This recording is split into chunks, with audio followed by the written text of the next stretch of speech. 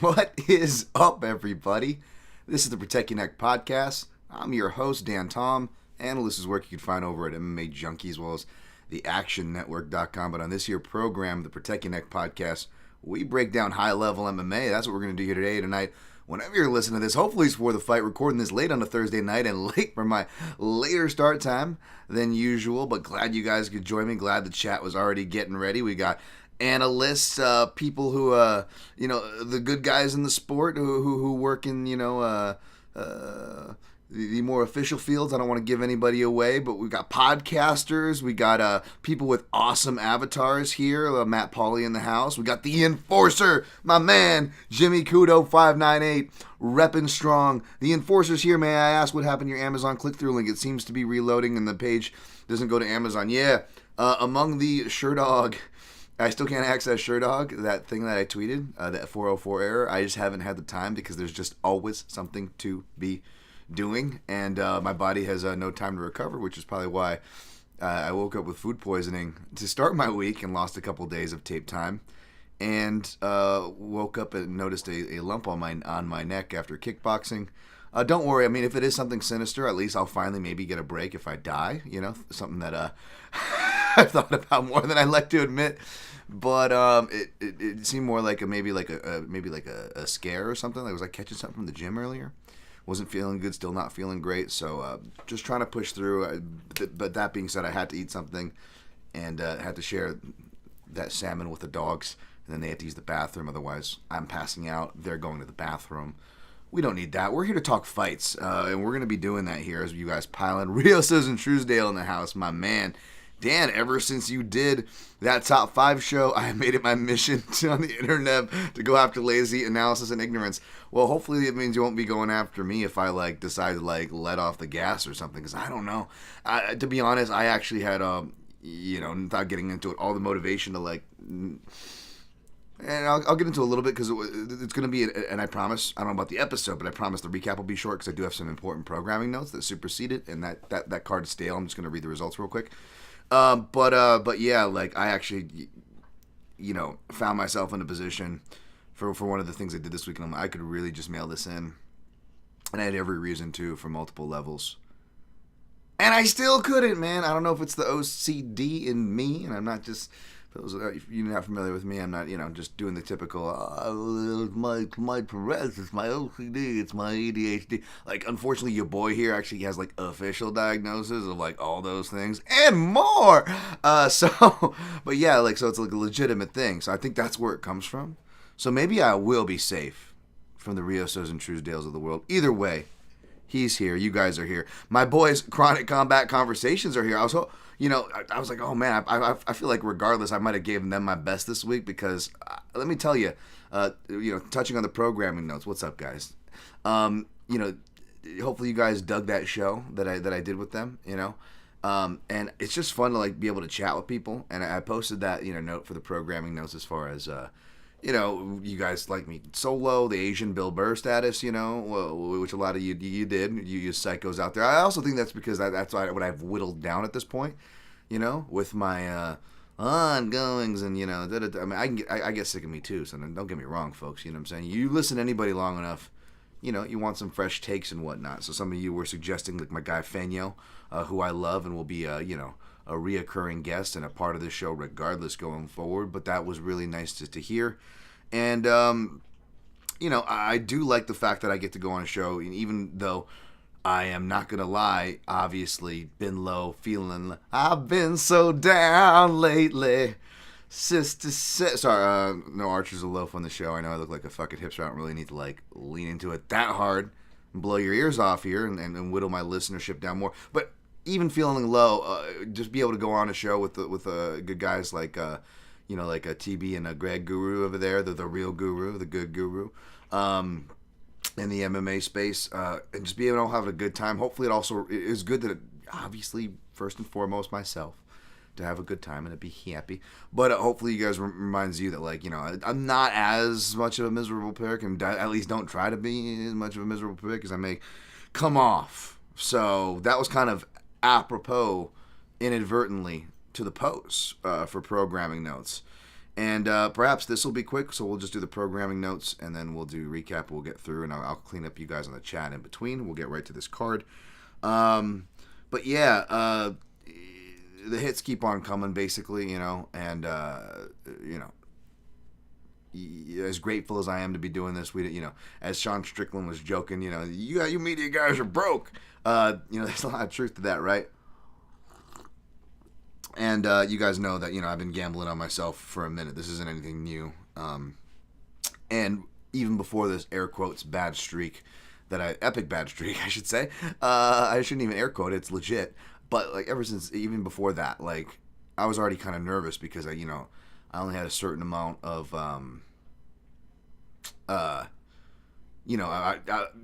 gambling-wise, even when that's going good, that's a separate fun. I'm talking about, real-life money and stuff and all that stuff, right? The fun stuff that we all deal with as human beings under capitalism, trying not to get crushed by it. Essentially, dancing with the devil, going on the... Not every month, but, enough to where it's okay, this is good. We can make this happen for a minute. We've invested in ourselves. We've gambled. We're making progress. However, unless we make more, we're going to be in trouble. Inflation, all that stuff that we're all dealing with, all that fun stuff. And, just still trying to figure out ways I can work, even though I'm coming to you guys barely slept. The usual, and I really got to fix that. That's probably why I'm getting sick and lumps of food poisoning and all this crazy shit. But I'm no, we got to settle and we can do this. We got to figure out how, because, how to be able to keep doing this, because I'm not ready to throw in the towel yet, and you guys seem to want to, for whatever reason, keep me around. So I'm kind of just rolling some loose ideas in my head. First of all, this podcast is going to be free, and even if I was doing well, you guys, I don't think I could have it in me to sell picks. That's not what it's going to be. But I was already quietly going to do the Capoza thing and just kind of throw up a Patreon quietly just for people that want to support, because that is something legitimately people have asked. And, I believe the enforcer there, Jimmy Kudo, was asking about the Amazon link. All these other ways that, don't really cost you extra money that you can support that I tried to set up are I'm having issues with, I'm having issues with Amazon, going back and forth with them. And a bunch of other things I cited early in the pod. I'm a one-man show here. I don't have the time to do it. The only thing I have help with is my guy Fanyo with the thumbnails for the shows that you guys see. So make sure you give him some love and follow him. He just dropped his full preview podcast, by the way. So that's gonna. So again, regardless of how I'm doing, that stuff's always gonna be free. This podcast and so forth, right? But what's kind of motivating me, despite, outside of money and the brass tacks, which is the ultimate motivator, obviously, but I'm also a man of passion and principle, and you guys know, especially following me from my mixed martial analyst days, back when I used to do the full drop-down breakdowns, going back to 2015, almost a decade now, Jesus Christ, the format that you guys see on Junkie, and, I went from, full card to main card because, most outlets didn't want the prelims, right, and, card structuring actually didn't completely fall apart back then. Joe Silva was still the matchmaker, say what you will about him. So the main card was where it was at. And I remember it felt like a bit of a compromise then, but I still was able to have my bets and this and that. And then, we how content is, and it's smart. We should all do this. It's not the outlets. You see other people do this where they split up the content. And my stuff kind of starts getting split apart and this and that. And the only thing that kind of ends up being left is the main and sometimes co-main event, which is, co-main events, even on pay-per-views, aren't really the greatest. Dating back to 2019, it's been a slow downfall, especially outside of the pay-per-views. Now, even so that's been kind of a bummer. And again, I'm super grateful. And this is, not my choice. This is not even the people I work with above me choice. It's the people above us. Shout out to Ed Zitron's podcast. Again, the Better Offline is great, as far as what's going on with the internet right now. And it's just one of the many byproducts of that. So now you guys are wondering where my stuff is, and it doesn't really get dropped until fight day. And it also sucks because not only am I'm passionate, and it's now it's oh man, all the takes are cold and stuff by the time stuff comes out. I already have the FOMO that I talk so much shit about, because it's real, you know, because I'm a later show, even though it makes sense. You get card changes, new information. Because again, no offense, there's really efficient and sharp and good people that I like, that are entertaining and winning bettors, at least much more winning than my ass. And they post their bets, they do their podcasts early in their week. And I'm not hating on them. I commend them. But at the same time, if we're all being honest with ourselves, it's like, you really run the risk of, you know, doing more confirmation bias than actual tape study. But that's kind of the, you know, the thing that I always, you know, semi-jokingly not really talk shit on with the MMA space. It's just like everybody's posting their picks and bets in the week, like, look at that unit, my dick is just so blurred, you know, and that's just, everybody's like, oh, and it's just, you know, I got the look at me, and it's just a whole week of that shit, right? And you know, just trying to get takes out. So it's really you know, not just frustrating. You work hard, this, that, and then you fumble the bag, as I'm doing every Saturday. I'm not trying to focus and get negative and bog down the show. This will actually tie into future programming notes to avoid that. But yeah, like it's also disheartening, because you're like, okay, well then, you know, Dan, you never claim to be, you know, the best gambler or anything anyway. It's not like you're trying to do that. Like, your main thing is analyst. That's your lane. That's what everybody says you're good at. And so not having my analysis out until fight day, when everything's kind of hit the fan and, you know, whatnot, I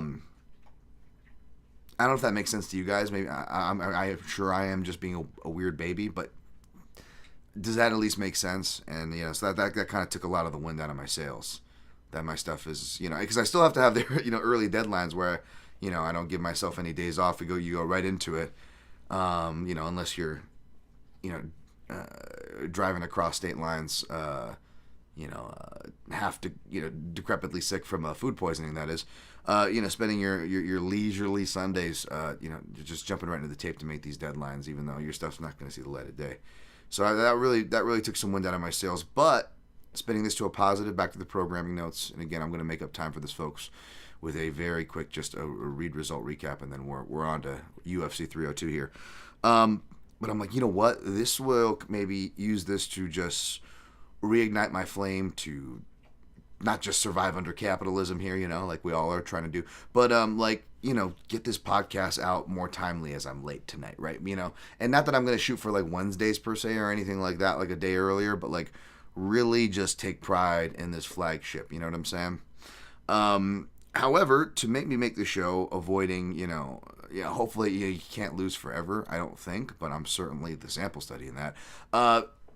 Regardless, to save time and make it tighter, you know, most people don't do recaps because, again, like, for everybody that's like, third-party track, bro, I'm the fucking look at my shit, bro. Like, most people don't really have their links accessible. Ironically, a lot of people, like, charge picks. They really don't post their unit size, their plays. You just kind of see them when they win. And even though they may talk shit about people like me for complaining, they go through an infinitesimal amount of adversity, probably in life as well, but within the relevant gambling space, and complain just as hard, if not harder. Which is always fun. But yeah, sorry, tangent and sidetracking here. Got a lot of notes in my head. But yeah, to avoid the whole potential not to avoid tangents. Who are we talking about here? But you know what I mean. The recap ones. Maybe I've always thought about like making like a separate recap show, and you know, part of my idea is maybe doing that Sunday or the Saturday of, you know, with a live chat if it's like we're all jacked and wired up from the pay-per-view, you know, and maybe that goes, you know, air quotes behind, you know, the paywall. Thinking about maybe moving the Southpaw report, even though I didn't have enough time to get it out this week. Again, a motivation to do that, and you know, put those as well as like the Apex records out there. Need bonus top fives, because I don't want to like promise too much and like kill myself. And then another thing is, if you don't want to listen to my ass, and again, never sell my picks are going to be free, but like maybe doing like article posts where it's like, you know, I post my picks in one spot, and I just post them even as I get to them at the week. So you guys are seeing the sneak peek even before I, you know, go on the podcast or before I officially plug them into my Action Network thing. Like, you guys are seeing all the picks and bets on there, and maybe do it in an updatable post that you guys can comment on and ask questions. And of course, questions and comments from that side of the fence will have the priority to be answered, both on that side of the fence as well as taking the public forum to give you guys some shine and answer on the free show. Does that make sense? And everything is still free? And yeah, I don't know. I'm thinking about doing something like that. It would never be more than $5 a month if I did. It would try to be under than that, to be honest. No more. But that's kind of what I'm thinking. I know I won't get a lot of people, but kind of anything helps. And the clock's ticking to probably just under a calendar year, especially at the rate things are currently going. So it's my last stand, basically. I'm gonna make this show free. But yeah, I am going to create options, so if you want to support, you can. Times are tough, so I'm not going to expect everybody to do it. But, I'll let you guys know, so hopefully, you guys can at least, hit the share button and support that way, vote with your click, so to speak. So that is the kind of programming notes going forward as far as this show goes. Feel free to weigh in whether, because again, maybe, I get a co-host for the recap show, right? And, granted, that'll be, that'll cut the cost a little bit because I'm not a scumbag here. I want to compensate people for their time. But then you get you get a co-host me that way, right? And then, you still get the solo, whatever, MMA's Asian Bill Burr over here for those of you sick fucks who like that. So weigh in on the chat. I'll get to you guys in a second. I'm going to timestamp this and push forward 1620. Let's go UFC Vegas. It's kind of cold, but surprise, it was a losing week. That was the Barbosa Murphy card. Yeah, these were just honest L's, man. We went minus 0.483 units, but we only risked 7.39 units, And this isn't it's funny, like, I get a lot of well-meaning advice and this and that. And whatnot, and a lot of people, pretty much everybody I talk to is like, it's just like, which totally makes sense, and this is good advice. So this is not essing on anybody, but it's like, well, maybe don't get cute, i.e. here, don't get crazy, don't spread yourself out too thin. Are you adjusting your approach? And I know I talk and I rant and tangent a lot, but for those of you guys that have been following along, like, you guys know that I do, more money line plays for coverage. I will go against my biases. Of course, those are notably the times I do it at the very wrong time and then very much pay for it, right? Of course.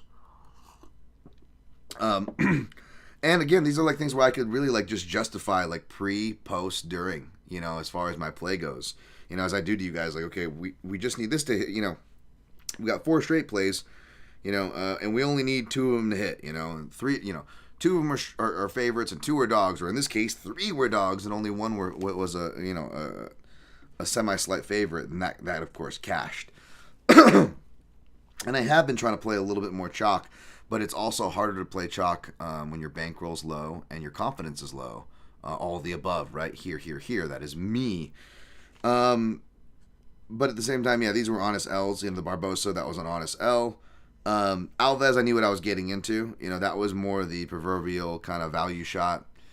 And again, you could still argue that Abbas Magomedov didn't cover his line and arguably cost a lot of people money because you got if memory serves, you got the inflated Russian Dagestani line, right? Forcing the fires of Dagestan. And then he didn't get inside which probably drove a lot of people for inside the distance angles, and then he didn't cover that somehow, which was really shocking. So I don't know what side really looked good there, but yeah, definitely wrong. No complaints there on my side. And then the Harris Chaos Williams. I mean, that's classic. We'll talk about this with another dog that I'm probably going to run into and probably lay it live with you guys because I didn't want to waste any more time. I was really trying to study up that match. At least one of these potential dog plays that I targeted on the old Chronic Combat. But yeah, the Harris and Chaos Williams, that was like your classic, again, if not that Chaos Williams can't win a decision or couldn't won a decision there, but it's just was I had every reasoning from numbers value, bro. We had a complete line flip and not like, minus 110 to a plus 110, like it was decent. It was actually like well, maybe it was actually a plus 110. I'm sorry. I apologize. It was plus 115. Sorry. It was actually that. My bad. Wow. Egg on my face. I was thinking of a different fight, but, yeah, I was thinking of a different fight.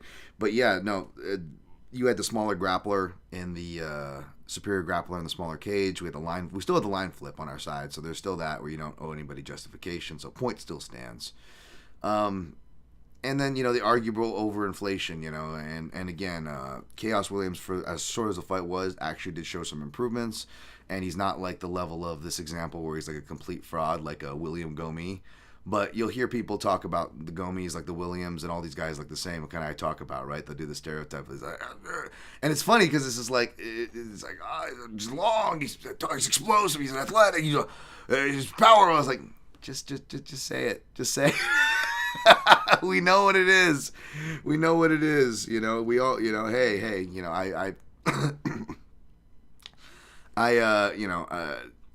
I make jokes about it too. I'm not beyond these things myself, folks. So don't take it personal. But it's just one of those things. And even though Chaos Williams is better, he's more of that archetype where finishes fast kind of a deal. We don't really learn anything kind of a deal usually.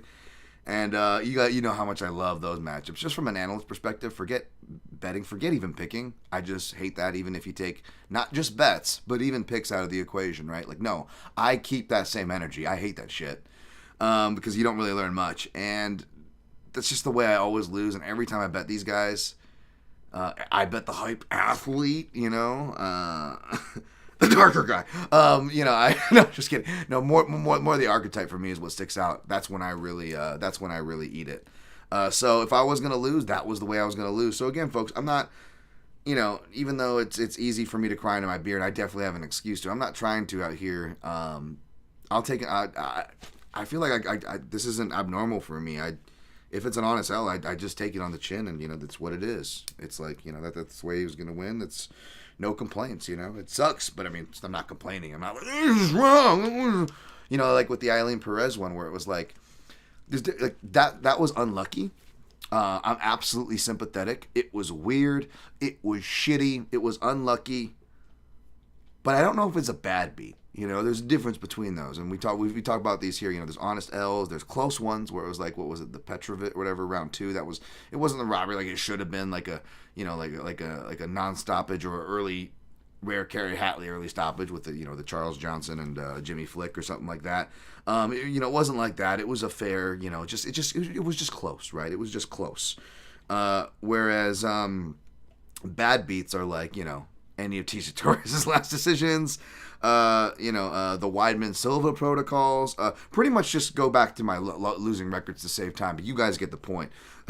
Those are the bad beats. Those are the ones that are really like it shouldn't have happened. And the Eileen-Perez one, or not Eileen-Perez, she's fighting on this card, but the what was her name? The Melissa, what was it? The Irene Carnelossi, Piero Rodriguez, who it was, sorry, and Carnelossi, right? That wasn't a bad one. That was actually the right call. It should have been a DQ. And it sucks because it puts it on the fighter, and apparently Carnelossi actually had legit fractures and stuff. Now, yeah, could those have come from the strikes that she was getting tooled up before? Absolutely, they could have. But it was multiple fractures and breaks, and not to stereotype the woman, but if I dare, God forbid, do the thing that this whole space constantly does, right? For a second, I think it's a low it's usually a low percentage that one of WMMA strikes within the first round, especially. You got to go 5 rounds with Joanna, but you know what I'm saying? Within a first or whatever round that was. Was it the first round? Round 2, sorry. Well, to do all that damage, it's just the point is, it's unfair to the fighters when they put it on the fighters. It's like the ref make the call. We see it. You have instant replay. We're in Vegas. The protocol exists. So I'm absolutely sympathetic, but at the same time, it wasn't like it was the wrong call. They actually followed the protocol. It wasn't like, here's another one, because we're going to talk Kevin Holland in the card coming up, but Kevin Holland, Kyle Dawkins, right? Where they let Kevin Holland get finished twice, and they let people like me essentially see my bet get cashed twice.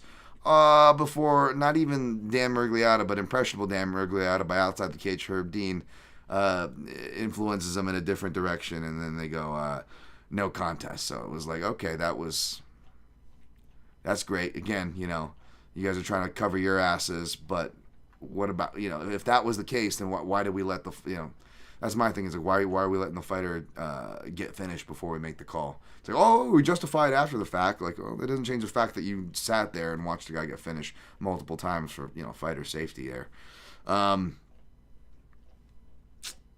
Sorry, yeah, but yeah, and then also secondly, again, like typical, MMA gambling Twitter, like what the fuck was anybody doing betting a big chalk WMMA prelim junk favor, But this is the shit that gambling Twitter bets, and when they hit it, they're the biggest fucking geniuses, and when they miss it, they're at the very least as much of a crybaby as me, if not usually more, if we're being honest, which is the ironic part. But it's what it is, man. It's what it is. And again, I only risked 7.39 unit on this card. And not only can I explain my stuff, like, think about it, 7.39 units. That's, and I'm also going to have to be lowering my units, but I actually like some stuff on this card. So we're going to kind of let it roll and feel here. And I'm actually going to play some stuff live with you guys. But yeah, like, that's another annoying part when it's like MMA gambling Twitter and air quote, like, half these winning bettors, like, betting prelim trash chalk, right? Like, and I said I keep saying 7.39 because I'll see like 5 unit to 10 unit bets on like this, low level WMMA prelim trash. And these are people, either sell picks or in the comments, this, if you're a podcaster, you're one of my friends, you're a podcaster, especially you're doing like free stuff and for entertainment value, you guys talk all the shit you want. I know, I don't, I don't even care if it's like my pet peeve stuff like easy money and this and that. Like, you guys deserve to. You guys know who I'm talking about. Y'all know who I'm talking about. So don't take any of these strays that are not meant for you. But yeah, that's the kind of the general attitude. And you see these these giant like unit plays, and it's like, well, I got to be more responsible with my stuff. Like, Jesus Christ, I'm like funding a whole card off one of your prelim plays. But all right.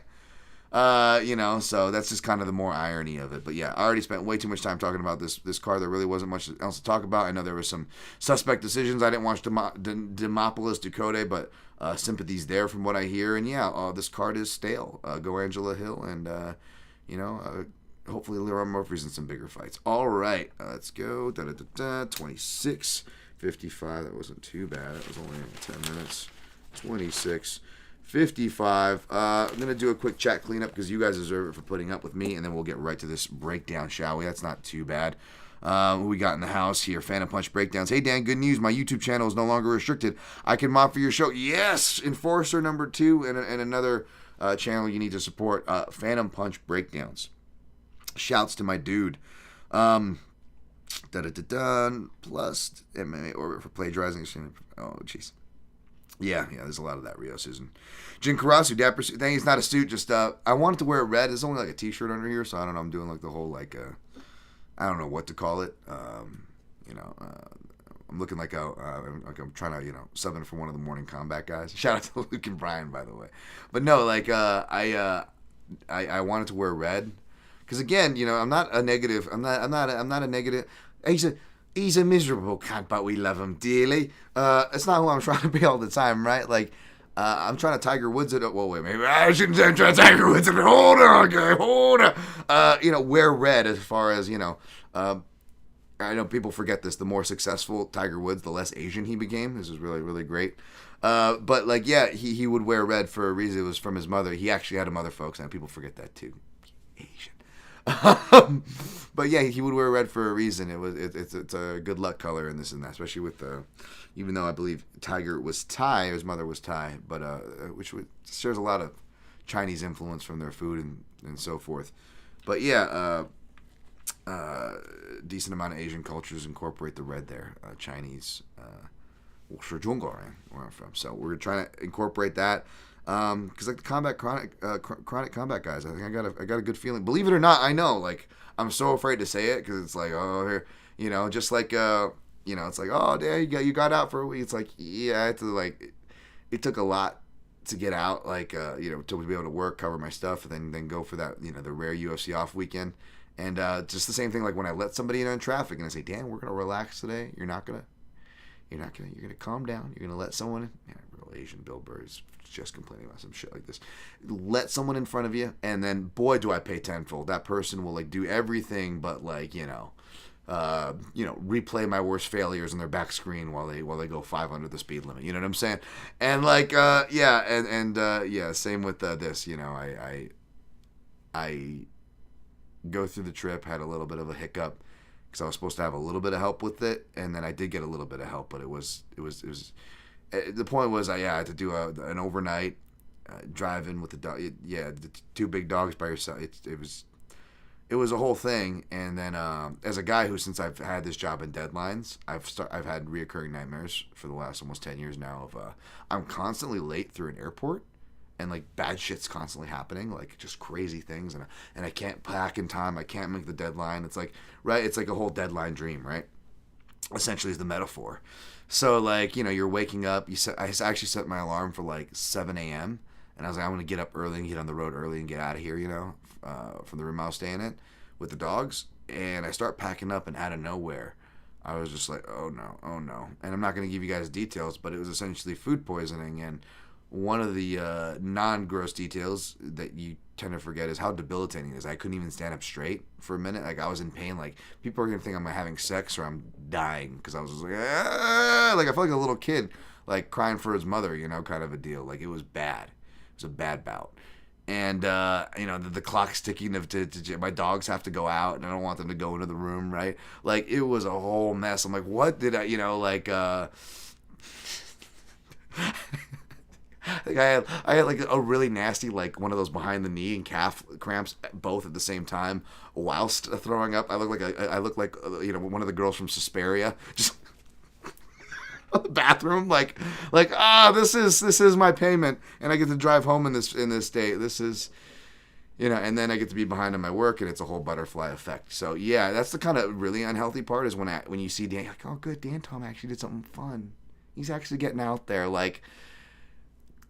One of the ironic / frustrating parts about it is just like I pay tenfold. No good deed goes unpunished. So I don't know how I got onto that. Mark Fells in the house. Let's go, DT. I'll have a cheeky dollar on Costa Islam and Jake Matthews parlay. All right, I will get to those.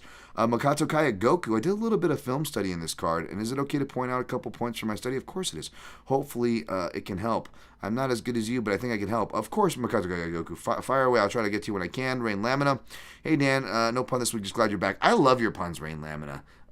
Even if they borrow from the great Jack Slack, shout to him. James Kendrick in the house. I know you tagline the show a breakdown of high-level MMA, but can we call it a high-level analysis of UFC's watered-down MMA matchups? It doesn't flow off the tongue, but the sentiments definitely felt, James. I definitely feel you.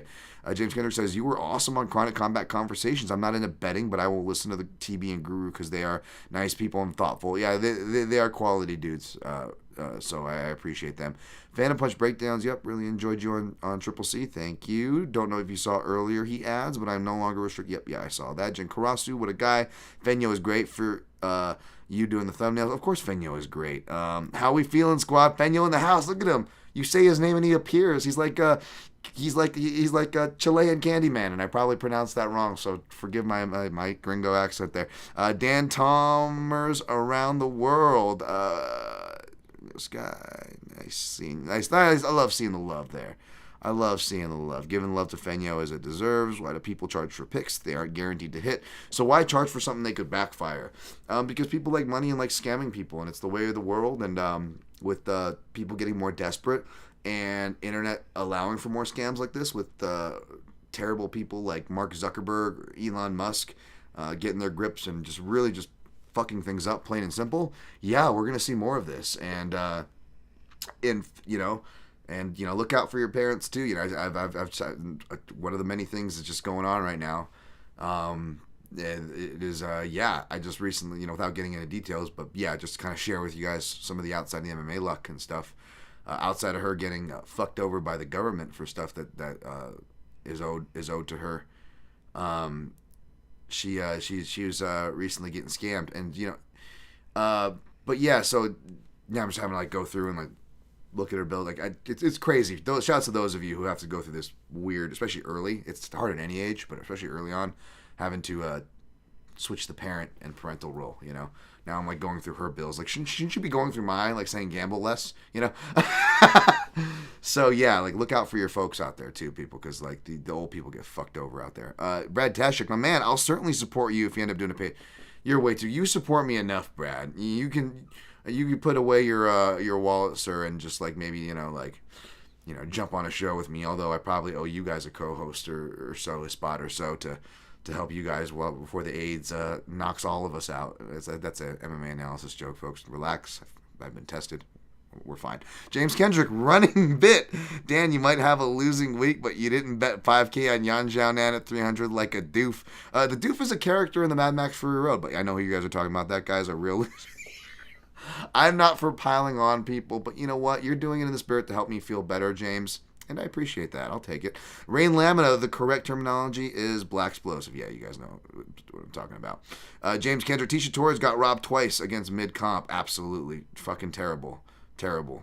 And you look at, like, you know, the time between those fights, the key momentum. Again, take picks, take bets, take my ass even out of the equation, and my woes. Like, it's like people who, like, you know, like, what was it, like Benitez, you know, like Makhachev would have been fine, you know, if Benitez got the deserved decision, you know what I'm saying? Benitez is an older guy, was fighting out his contract. These fighters have, like, shit for negotiating, and they finally bet on themselves, you know, and we're not going to be sympathetic with somebody betting, much less betting on themselves to win, you know, roo-hoo, rah-rah, entrepreneur, and what are they doing? Bet on themselves is something we actually use for our entertainment, except we don't do anything. We just place the bets and we say, easy fucking money.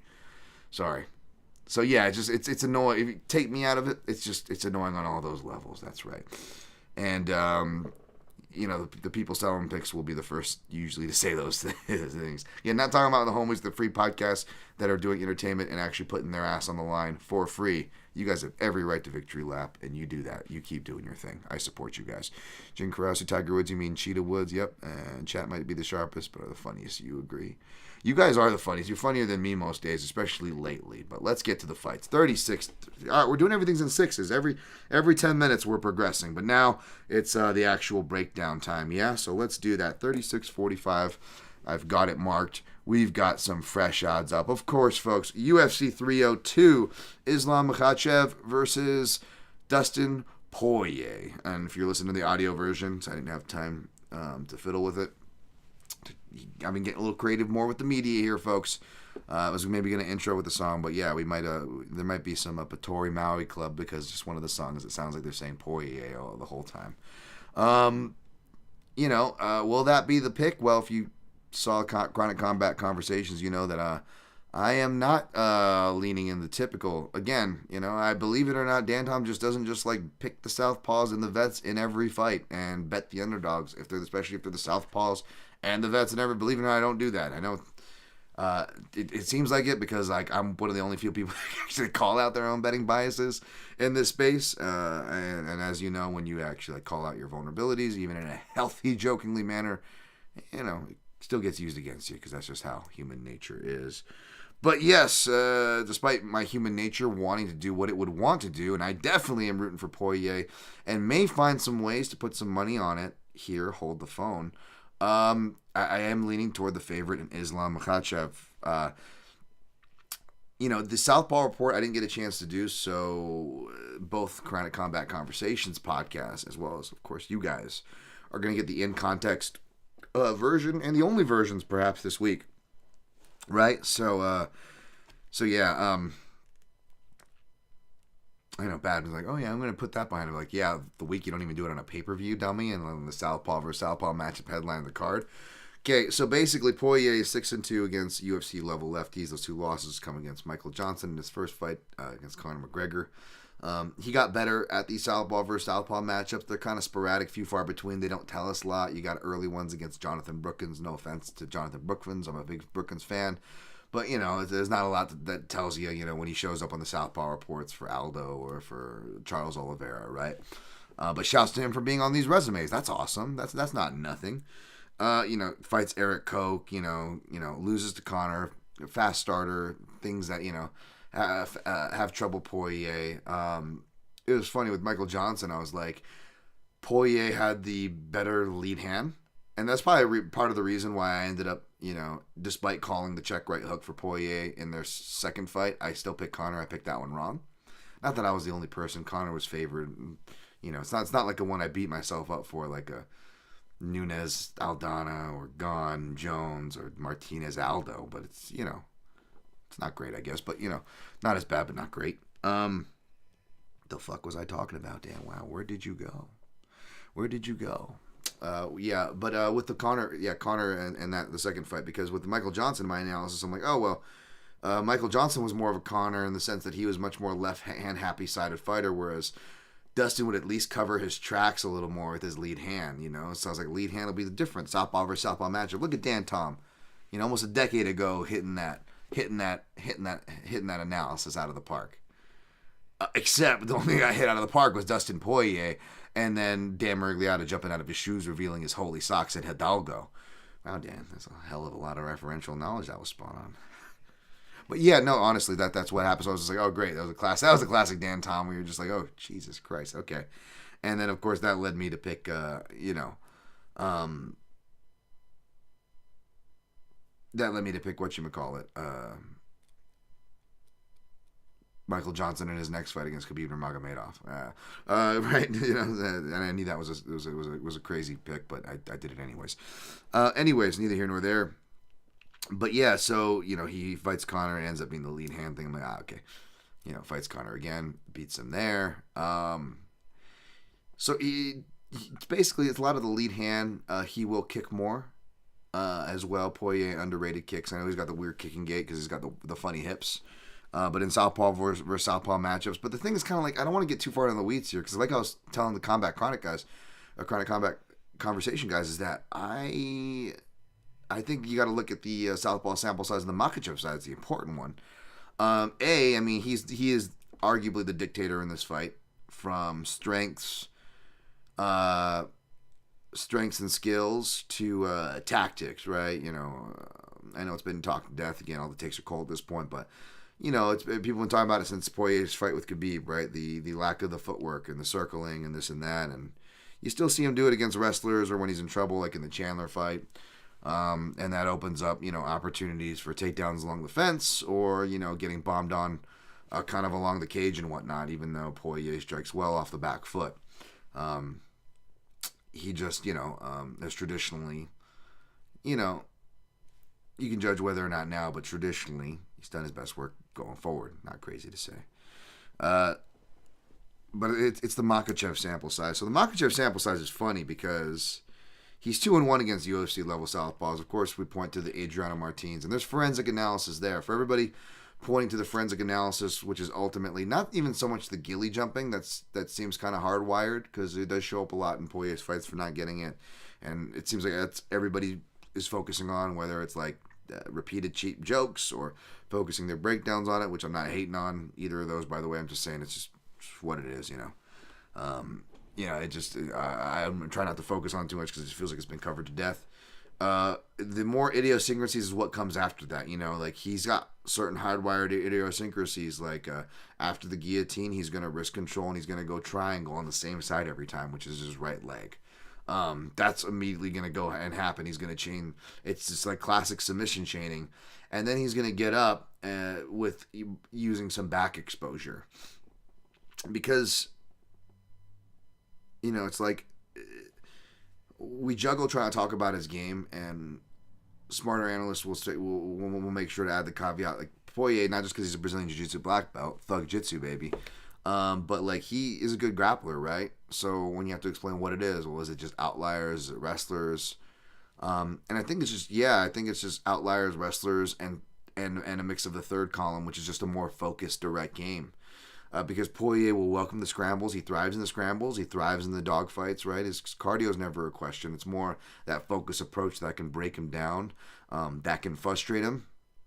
But even when he's on top, right, he ends up in submissions. I remember, I think I predicted somebody, might have even been Joseph Duffy. I predicted Joe Duffy to win by triangle, which sounds crazy.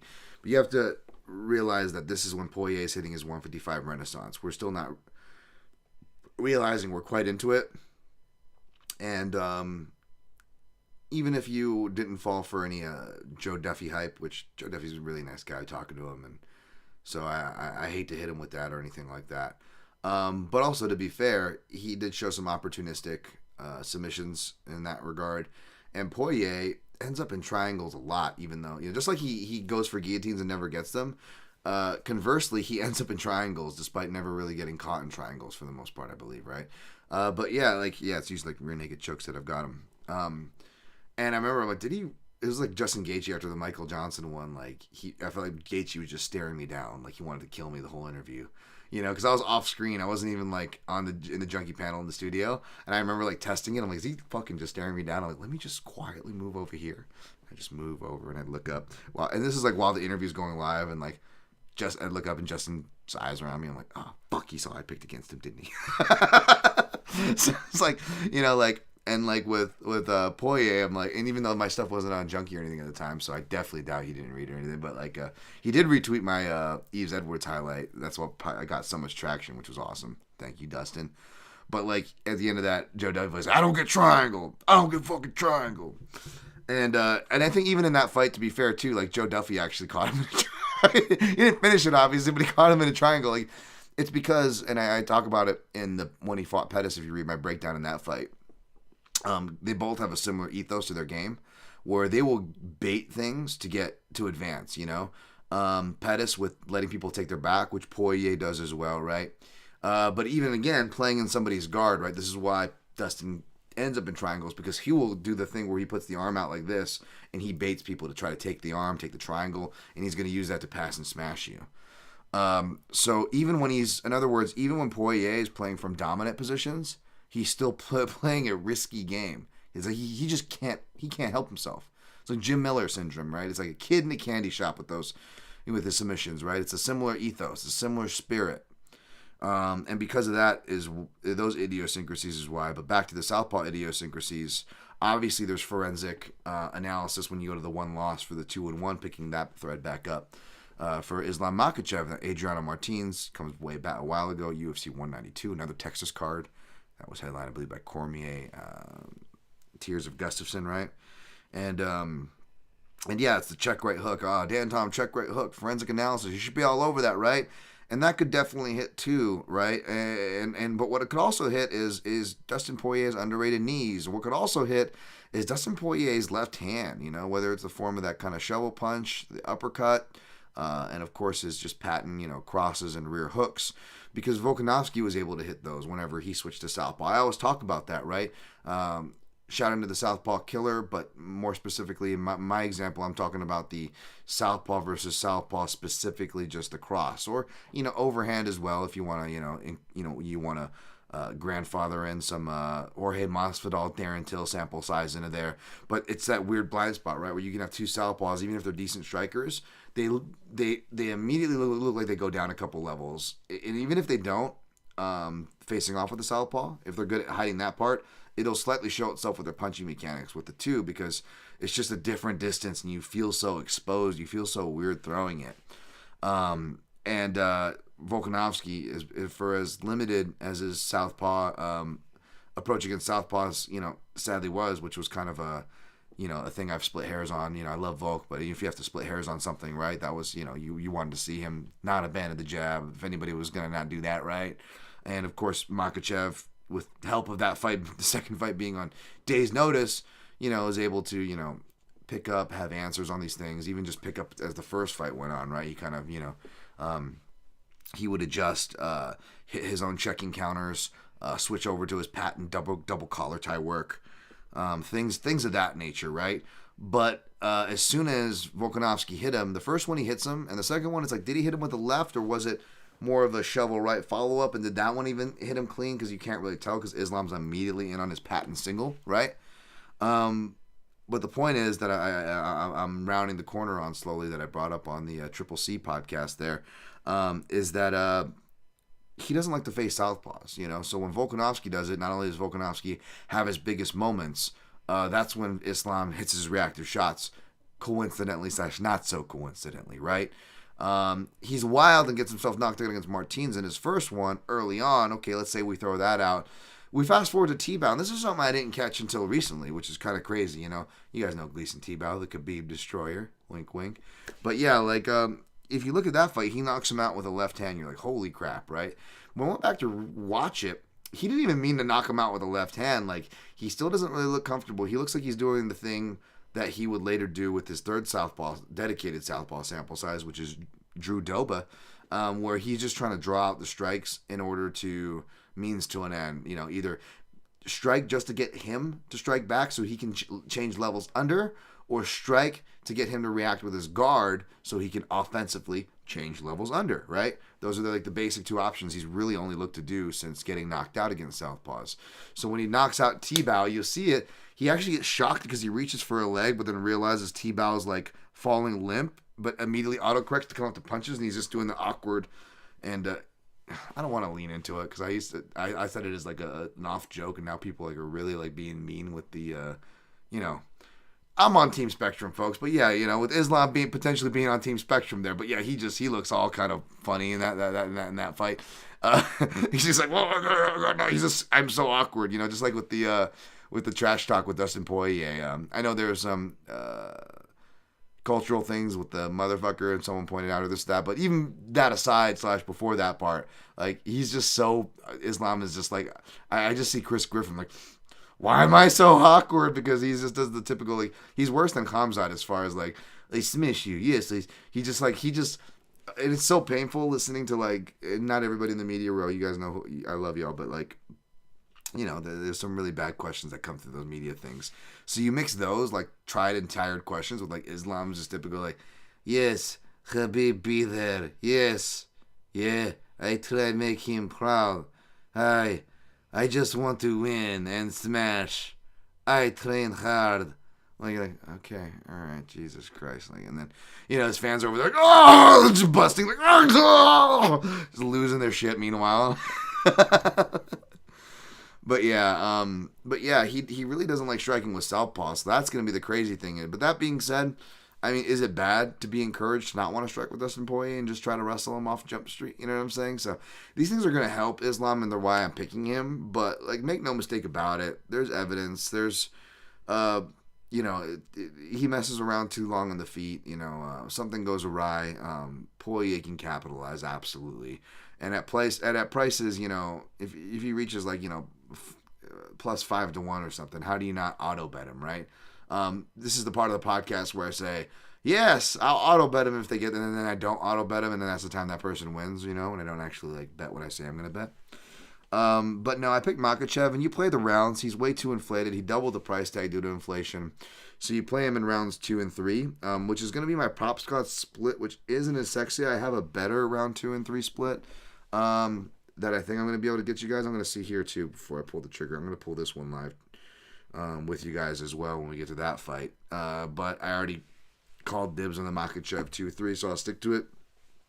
And this one would honestly make more sense. I'm only going to have the half unit, and if I do well on the card, I know, crazy to say that. Again, I must be confident because I'm actually, like, not completely shitting on myself, and just for the fact that I'm saying it, yes, if I do well on the card, like, Dan, you know, you've only won 2 fucking events this whole year. You're Dan Tom. Like, I know. And you know when you do win, it's not big. Like, to play with any units with, like, for extra bets. Thanks for reminding me. I know. And even if you do win, and even if it's not big or, like, kind of, it doesn't happen until, like, the last fight or two. Usually, like, the very last fight, but definitely the last 2. Like, you have to sweat and bleed and, you know, lose your dick on half your fights before you even fucking get there and embarrass yourself publicly. Yes, thank you for reminding me of all those hard-set facts that have sadly been 99.9% true this year. Yes. That being said, yeah, if I have extra money, this one makes more sense to go a unit each because it depends. Like, I got slightly better round 2 at this house. I got a slightly better round 3 at this house.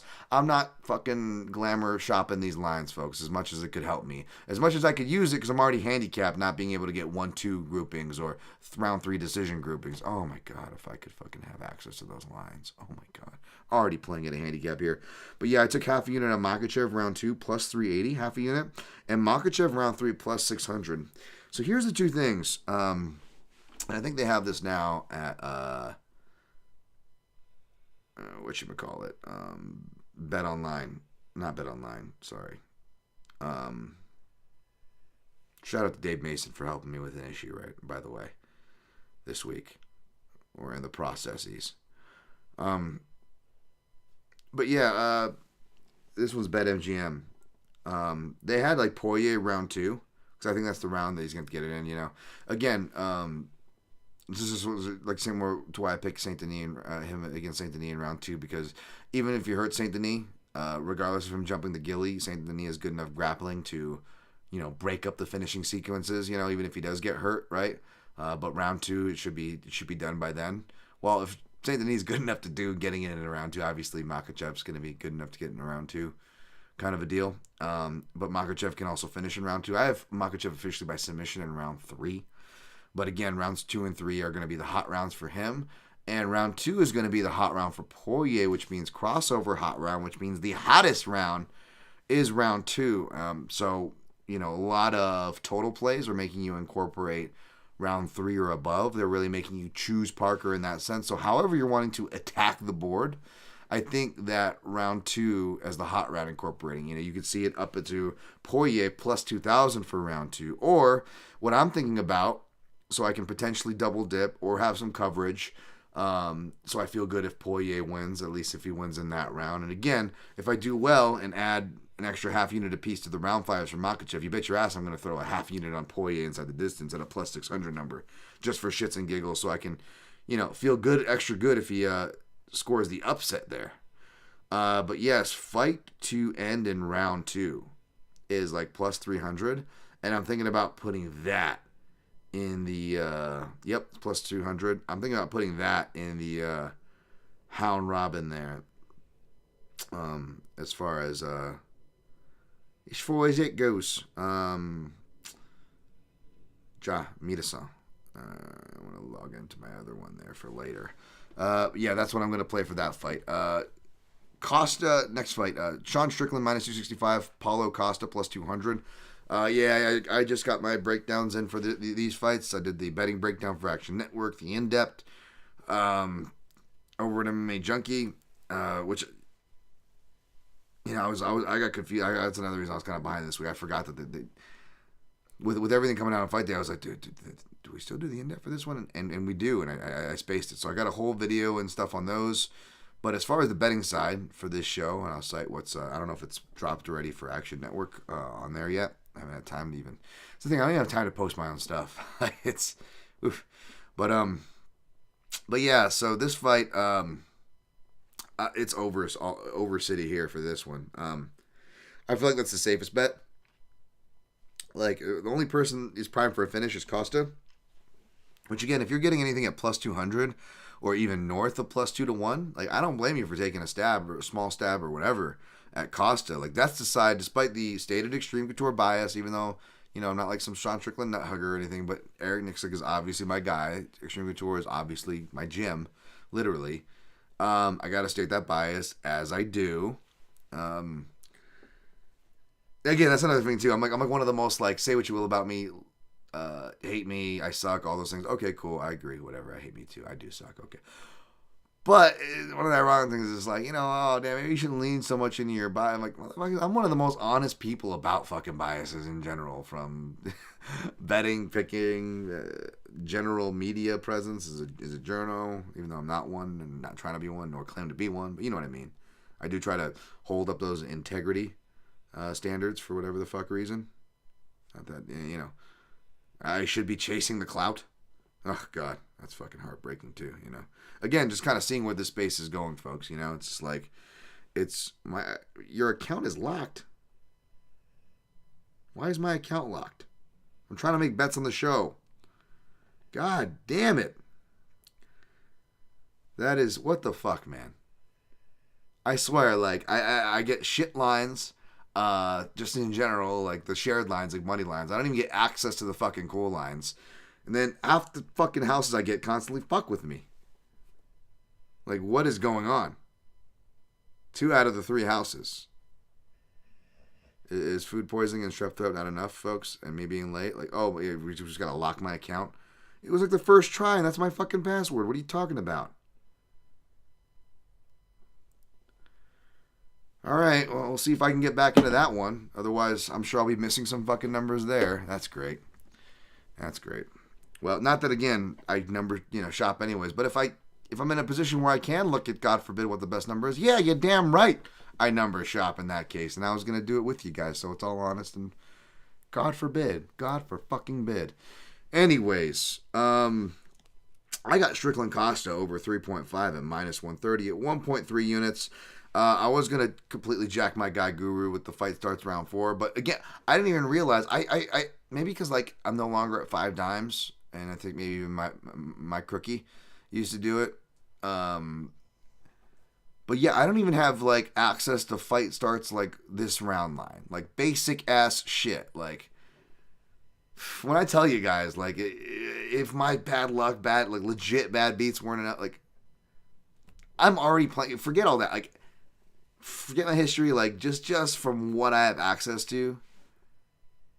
Holy shit, I'm already playing at a fucking handicap. Again, these motherfuckers, I know being grateful and being a good winner is like unheard of in this space for MMA gambling, but that's why I get so mad that nobody does it. It's like, you guys don't know how fucking lucky you are in multiple ways. Anyways, I'm going to go with the over. You can ladder it. You know, you maybe you lay heavy. You know, I don't know why you would want to ladder on a fight like this or be heavily exposed, but yeah, you could ladder it if you want. You know, you go fight goes to decision, and then maybe you do like Sean Strickland by decision for a little even smaller one. But those aren't too sexy enough for it to ladder. Those aren't sexy enough for me to throw anything into a round robin for, right? Unless I go Sean Strickland by split. But I'm not even going to do that. Nope. I'm just, again, putting my money where my mouth was, as I always do, for my free content on multiple platforms. And that's all I'm going to stick to. The overplay, minus 130, 1.3. As far as that goes. Technical stuff, you guys are going to jump in because I know you guys are weighing in here and I'm trying to speed through. But yeah, everyone talks about the jab, Costa being jab, orthodox, better against southpaws. And another take that's like cold by the time I get to it or whatever. But again, in my defense, if you actually go look at my past analysis, which, if anything, is good for that, or at least I'm going to tell myself because I just have to really just reach even lower now to continue to find motivation for these things. But at least past tense, like you can go and look back, and my analysis on past write-ups can still help you for future write-ups.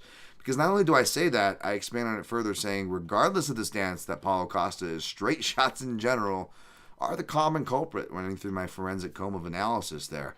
And obviously, Sean Strickland, no stranger to throwing straight shots. Sorry, my dog Benjamin's kind of looking at his arm. You getting that rash back out here?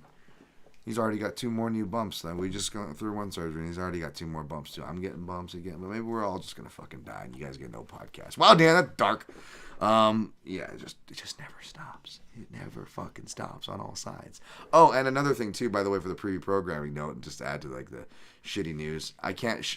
I don't know if I can't. That I can, but you guys probably do the math. Because it's only like people you can count on one hand.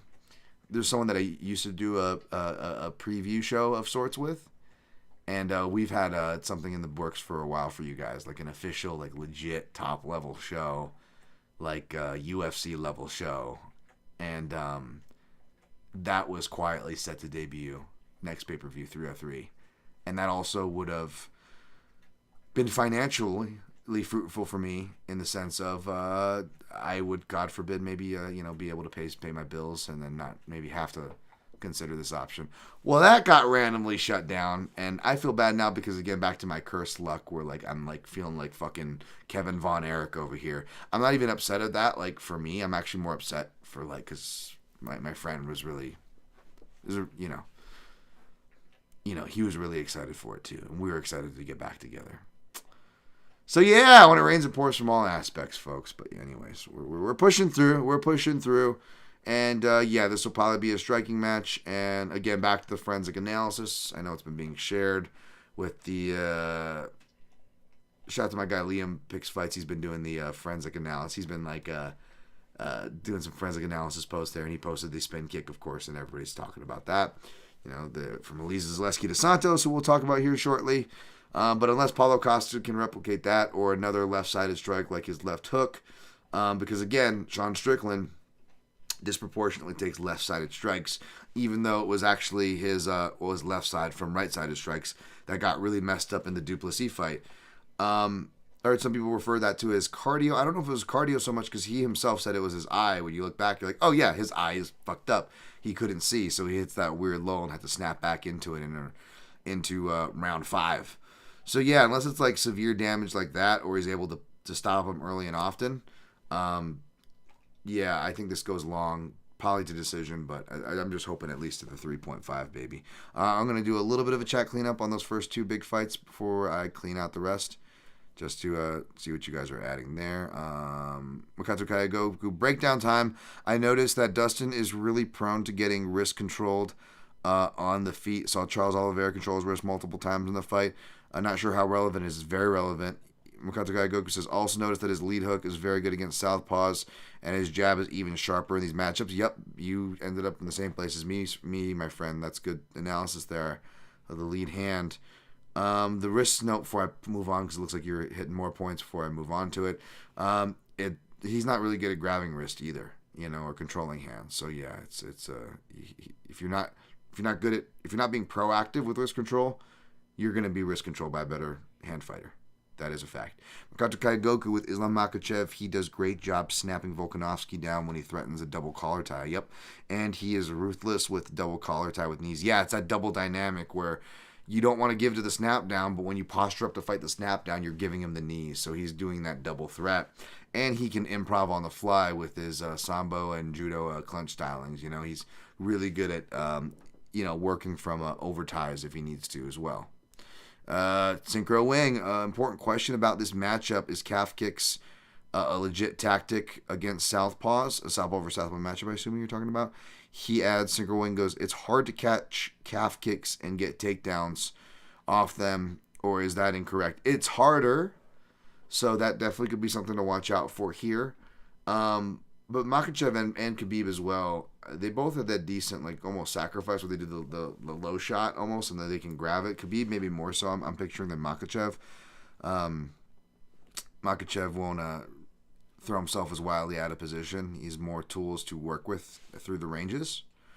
But, yeah, it could be something worth to watch out for. But, again, you're still on one leg. You might not even have to have it caught. You could just misguide the range and have somebody come forward and you kick on one leg and you fall over. I mean, you see that more at the heavier weight classes, for obvious reasons, but yeah. Fan of Punch Breakdowns. I watched some DP this weekend. What are we talking about here? We talk about the fight, not your porn. I'm just kidding. Just kidding, fan. Ghost. I watched some DP this week. Yeah, you did. In each fight, some of the tactical decisions he makes me go, why would you do that? Yeah. Again, he just can't, back to what I said, he just can't help himself with a lot of these things. That's what kind of gives me a little hope, unfortunately, for a guy who wants to have a lot of hope for DP. Rain Lamina, we are with you, Dan. It would be amazing if Dustin could pull this off. Just to see his fans have a meltdown. Not even talking about the Muslims, talking about the guys on the internet that say smash. Yes, of course we're talking about the guys on the internet. So we're not hating on. We're not Islamophobes or anything like that. Islamophobe. It's just a dual meaning there. We're not either of them here, folks. None of that here. Yes, we are just talking crap about the annoying internet fans. Rain Lamina, ironically. Fan and Punch Breakdowns for Costa Strickland. This fight could be a good time for Costa to fake his draw out rear hand parry from Strickland. Then go to the body when Strickland commits defense when his arms reach out. Yeah, body work could be a really good quiet thing against Strickland. That is a great point to bring up, Ghost Phantom. I did not bring that up. That's a great point to bring up. Ghost Phantom also adds, but I also don't see Costa as a builder, correct? He adds, he's more of a guy to hammer a single idea instead of creating the building off threats. Absolutely he is, yeah. He can flow decently better than you'd expect, but I agree with that assessment. James Kendrick, middleweight, co-main event, just dreadful. Oh, yeah. No, they've just and then they switched the card. Answer below, guys, if you can. I'm going to tweet out breaking. Answer below, if you guys, if you can. They just changed it up. They moved the heavyweight fight, Romanov and Jailman, off of the main card. But they put Morono and Nico Price on there, which they're vets, and I dig those guys, as people or whatever, I guess. But, this whole card, it's like anytime they're like, oh god, we actually have a good card headlining it, the matchmakers throw a frenzy, we need as many, which maybe not this case again. Usually it's as many big guys as possible, but in this case it's their middleweights, right? It's we need a bunch of middleweights or welterweight tweeners, middleweights who are welterweights or welterweights who are now middleweights, or they're tweeners or welterweights that might be future middleweights. We just need the middle. Dana White needs to come like it's 2006. Middleweight, fucking new metal, polar ice, whatever, fucking for the, his whole thing. Jesus, damn, this don't make sense to a lot of people, but whatever. So yeah, I don't know why the fuck they did that, but yeah, they do that. So moving on to the next fight. Speaking of which, middleweight fight. Kevin Holland minus 290, Holland-Oleksiezjczuk plus 225. This open tighter, but money has been coming in on Holland, and I get why. Again, this is just like opportunistic matchup. The opportunistic right hand that he loves to hit is open for these open stance matchups, which he's got a positive record in. He currently stands 7-2-1, though he arguably could and should be 6-4. Right, that Meerschaert fight he shouldn't have won.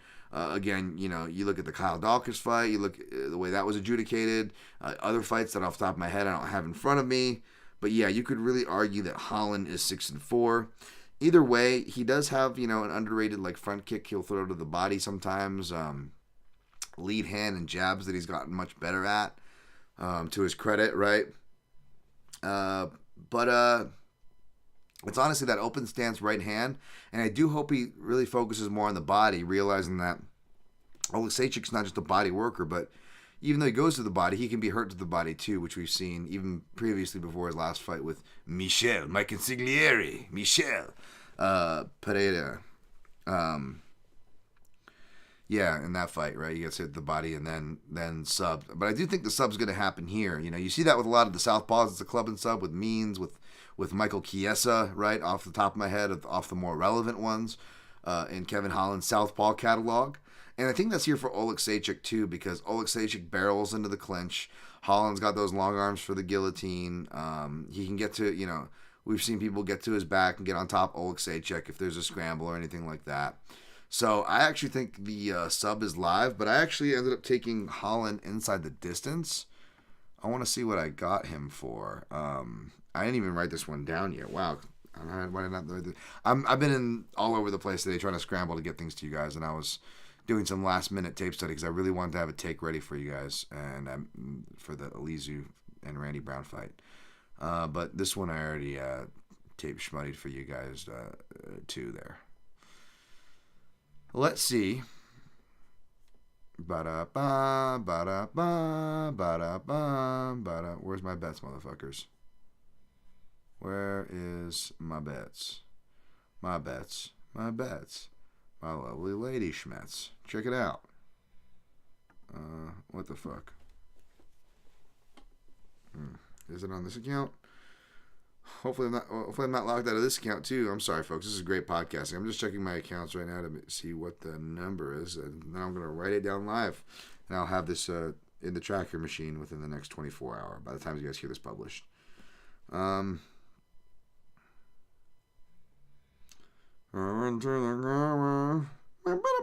110. I got that number. All right. 1.5 units at minus 110. Holland, ITD, minus 110. Instead of choose, Parker. I can't play this in all houses. I won't be able to play this over the counter, which sucks. Which probably means I will probably just throw like a little bit on Holland. Depending on what the round props are, probably nothing great because it's going to do it in 1 or 2. I don't want to have to choose there. So maybe I throw it sub. As I'm thinking about throwing Holland by sub in the round robin anyways. Plus 275 or so. So we're probably going to have a 5-leg round robin because there's a lot of leg for the round robin here. And maybe not in this case. I'm kind of technically double dipping with the bonus flyer by sub, if that makes it in there. But there's some other fights where maybe I won't play the dog, but, I'll play something else, or I'll play the sub and throw it in the round robin. And that'll still come up to much less exposure than a whole unit for a dog player, right? Plus a round robin or some shit. If that made sense. Should if you guys have been following my crazy ass there. What the fuck else we got on here? What other bets did I take? Did I take the bet that I'm not excited about? I think I did. What is that one here?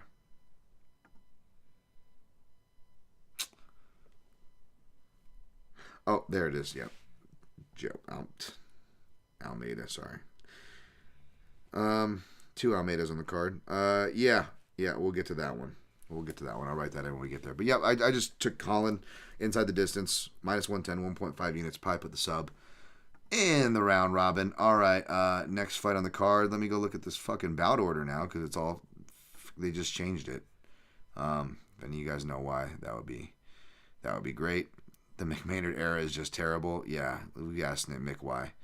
Why does Kevin Holland get supposed favorable matches from the UFC yet somehow bites the hand that feeds him? Yeah, I don't know. He's usually a guy I don't trust, and like here I am betting him after I just got burned. But again, we're actually getting better lines on him. We're not getting like the minus like 500s and 400 stupid lines where you don't want to bet a guy like Kevin Holland at that. But this matchup just seems like a very true two outcome kind of a deal, and I don't even really see the second outcome that much, so I'm just betting on the first outcome there inside the distance Holland. Shout out to my boy Ghost. Makoto Guy Goku says, but he has an animation on YouTube of Holland timing the right hand on Buckley's weight. Oh, I saw that. That was a good one. Weight transition on the lead foot where Buckley gets stuck in the mud. Absolutely great shout. That was another obvious southpaw win that wasn't controversial. Makoto Guy Goku, does Oleksiezjczuk have a habit of slipping to the lead foot like Buckley? Not as heavily, but arguably more recklessly. He doesn't lean, dip, or step as heavily, but he is much more forward-pushing, aggressive, with arguably his porous defense. All right, so we're going to go to the next fight here. Push through. Yeah, they put Nico Price versus Alex-Morono, which I still going to have to go back and look at Nico Price's latest fight that I saw my guy Feño clip, and we got to make sure we're giving Feño credit for this. The Jank Master, baby. Hashtag Team Jank Master. You got to imagine, Nico Price is one of the team captains there. Again, spring break forever. Looking like James Franco from Spring Breakers out there. Yeah, I don't like this fight. The odds at all. Minus 250 for Morono. Come back on Price plus 198. Like, I don't know where I'm going to end up. Check me on fight day, I guess. But I'm picking Morono. I just got to relook over. And because I was going to pick him by a really weird, sketchy decision. But I'm like, is Nico Price just one of those guys that just won't go to decision? Oh, he has against Alex Oliveira, of all people. Michelle Pereira. Made it the doctor stoppage to the eye injury with Luke Cage round 3. So he can make it in those fights. It is the big cage. Morono. Yeah, we'll probably just get a weird decision, but I'm not invested in this fight. I'm trying to bet it. So apologies. It's going to be a janky kind of fight, too. I like Morono a lot, by the way, so I always root for him, whether I pick him, but I'm picking him here. Nothing really sexy to play, to be honest. Randy Brown versus Elizeu dos Santos, opening up the main card. In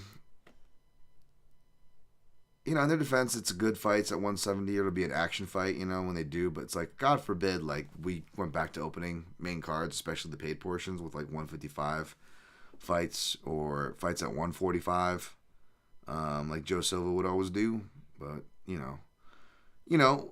we only booked one other 155 fight for a pay-per-view card in the United States, where the lone a week pay-per-view card with only one title fight, a week pay-per-view card with only one title fight, and that title fight is at 155 pounds, like literally your most notorious division for fuckery. It took you 3 times you've had such bad luck with this division. I don't know if you guys feel free to mention in the chat, is there a backup booked? I would have to imagine there has been, because it's just really stupid. Again, like, where are all the good weight divisions, especially when, God forbid, you need them to beef up the card, to back up the card, to back up the biggest fight on the card, and to, God forbid, finally give us a fucking worthwhile main card opener, Ugh.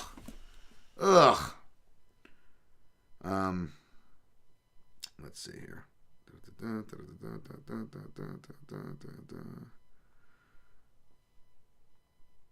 Breaking down #UFC.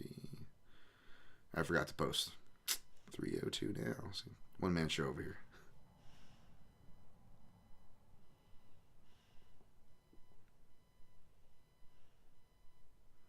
Feel free to drop in and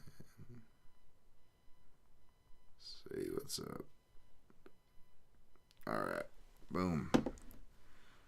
Ugh. I bloated ass face. Only worked out like one day this week, which was like today. Yeah, I went to work out on Monday, like thinking I was feeling better. And then like apparently, like, that gym was closed on Memorial Day. I was, like, already out the door, ready to go. That was, like, deflating. And then confirmed my lesson for Tuesday, but then ate something that remade me sick from the food poisoning because I didn't give myself time to recover. Surprise, surprise. And then having extra assignments and stuff for what I thought dropped on me, plus the feeling sick. Canceled that lesson. And it's just a butterfly effect, folks. It's a butterfly effect. It's just, yeah. Anyways, all right, let's go, baby. We got Randy Brown versus Lee Santos, the main card here. This was the fight I was stressing about because I really wanted to get a take on this one before I went live. And I would have had the whole main card done if they didn't switch it last fucking minute. Of course, we'll get to Romanov Almeida after this. Because there's a play I'm not proud of there. But I gotta come clean on it. Because, what don't I come clean on? Let's be frank. But you know what I mean. Ugh. Randy Brown minus 176, Lee Santos plus 142. What did he open as? Plus 120. All right, so you got CLV if you want to play ZDS. I don't want to play him. I saw him at plus 155 earlier, which I want plus 150 or more, but I don't know if that number is available, especially because still available, A, and B, I can't confirm if it's still available because I'm apparently locked out. You fuckers. Too many failed. Please. How to unlock. I have to check my email. I'm on a live show, you cunts. I'm not going to. You cunts. Anyways, let's go and shop some lines here. Let's go to the place that's that fucking internet glitches and doubles my bets. And you go and report it immediately with your ticket numbers in hand with the clear timestamps of a clear mistake, and they won't refund you for measly round flyers. Stupid fucks. Sorry. Sports. There we go. Of course, it's being covered by my overlays. Because I'm producing screens and all this stuff all in one screen. One-man show. Gotta love it. All right. Let's go here. 302. Ba-da-ba-bum-bum. Ba-da-ba-bum.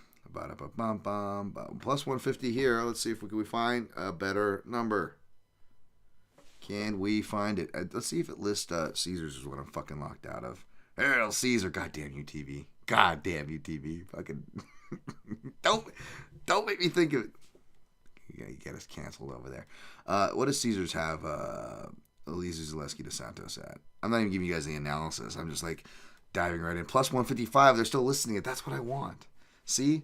I don't want to jump there because I think BetMGM is only going to have it at plus 150. Yeah, it's at plus 150 there. I want that plus 155 number that my ass is somehow currently locked out of. Your account has been suspended. Fuck you. 3 times. Click here to recover your account, you bastards. Yeah, anyways, as I do this in an analysis, I'll see if I can. But yeah, again, and I read my analysis. I love me some Randy Brown, but at the same time, he's just not a guy you want to bet at, big favorite odds. Now, are these big favorite odds? No, they are not. In fact, if they went down to minus 150, I think you were well within range to play. I mean, you definitely are because you're getting CLV at that point, right? I don't think it's going to dip, unfortunately, for Randy Brown backers. Randy Brown can win late. He can win by decision, and Dos Santos can obviously lose late. And sadly, he can lose by decision as well, even when he shouldn't lose by decision. Oh, God, Dos Santos, PTSD. I probably shouldn't bet him either because it's like, although I did think, I'm pretty sure I cashed on the fraudulent Nurmagomedov at that high price. Of course, one of my many epic, again, legit bad beats, like should have cashed. Benoit Saint Denis inside the distance, betting him inside the distance against Benoit Saint Denis, that gross one.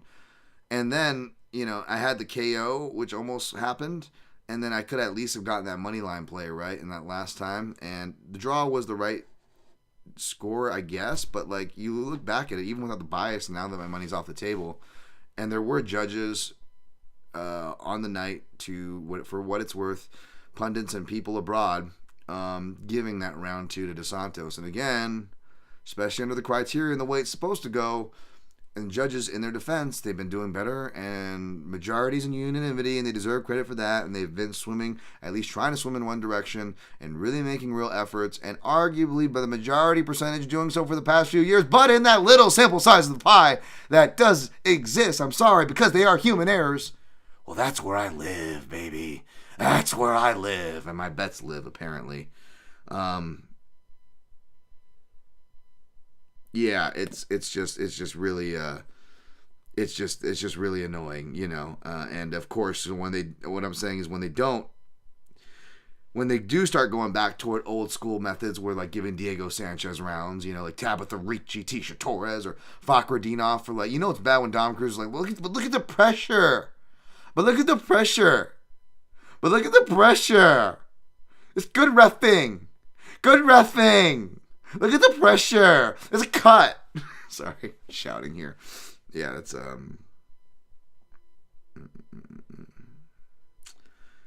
okay. But yeah, that was just super annoying, right? So maybe I shouldn't bet Almeida-Kopylov dos Santos. But again, you know, I was looking and I'm like, his reaction times. It's funny. It's like, you know, especially lately, he's not beyond getting tagged early in fights, and that's troublesome, right? But he does recover. Not only does he recover, which is a dangerous game, and I'm asking to lose because it's me. I'm asking to lose because it's a guy who, he's not ancient, especially for his division. He still shows athletic reaction speeds, which I'm getting to, and part of the reason why I ended up backing him. That's what I needed to see for myself. Not only that, skill-wise, he's actually old dog learning new tricks. He's getting better at boxing. But however, it's those reactions in the very beginning where he'll go from like, he'll start the fight looking really bad, you know? And he looked really bad in that Fakhretdinov to get dropped. Now, you know, Fakhretdinov, say what you will. You could fuck right off, say what you will. You know, apparently he's got power. He knocked out Kevin Lee. It was like, well, Kevin Lee, like a busted knee, halfway out the door. I hope his restaurant's doing well. Braised, by the way. That's awesome. Rooting for Kevin Lee there. And Keith Lee, too. Shout out to him. But, like, but yeah, it's like, you know, how much do we put in that? You know, and you can get lost and you're in speculation city. So I put it more this way, is that even though it's really ugly, and obviously back to the Chaos Williams and Carlton Harris dynamic fight and bet, obviously that's bad news. You know, Randy Brown, when he is on, you know, even though he plays with his food, if he's not playing with his food, that means he's finished the fight early. And if he's finished the fight early, it's because Randy Brown, outside of the length and the oohs and the ahs, look, he's tall, he's athletic. It's like, no, Randy Brown actually has, like, you know, he actually has some really good skills there too, that need to be given credit for, and people do as well, obviously, because how can you not? It's not like a William Gomez thing where you're having to fill in the blanks. Sorry. Shout out to Fenyo, because me and him like pick on William Gomez for some reason, and that's like gonna be our thing now. But like, you know, it's not like you're having to like reach for stuff, but he's so the potential and the see. Like, no, Randy Brown's been around for a minute. He's gonna be turning 34 this year, which is interesting to note. You know, we're talking about the age thing. It's not like he's like super younger. He almost not as much, but again, he's got a decent amount of fights too. So it's not like he's got like, it's not like it's the craziest difference in miles or age here, folks, for the numbers folks out here. But of course, because that dynamic where Almeida-Kopylov dos Santos can get caught early and mixed with the classic me, and who I bet on, like, oh, you bet your ass. Like, I'm sure Randy Brown bettors, you can start walking up to the window right now, because I bet Almeida-Kopylov dos Santos, which means that Randy Brown's going to knock him out early, and we're going to learn absolutely nothing. We're going to be robbed of a good fight. We're going to not learn where either fighter are currently at, but it doesn't matter, because, you know, motherfuckers on gambling Twitter get, I'm fucking kidding you, bro. How could you bet the old soggy dick special? Look at the legs and the athlete. You know, typical shit, right? That's what it's gonna be. And you know, and then we're gonna find out like Almeida-Kopylov dos Santos was like, if he would have won, would have saved an orphanage because he was gambling on himself on his last fight. Like that's exactly what's gonna fucking happen. But that won't be rewarded. I won't be rewarded. We won't be rewarded with a good fight. We're just gonna get the fucking, you know, and almost arguably anticlimactic fun finish right out the fucking bat kind of a deal. A password reset. This is going to take forever. Okay, I'm not going to do this on the show, folks. I'm sorry. But yeah, I'm going to go hunt for that plus 155 line after this. And because, again, this wasn't one where we'll get to it where it's like, oh, I could put, something on the round robin, like him by knockout, or maybe actually that could be legit because that's his probably primary winning condition.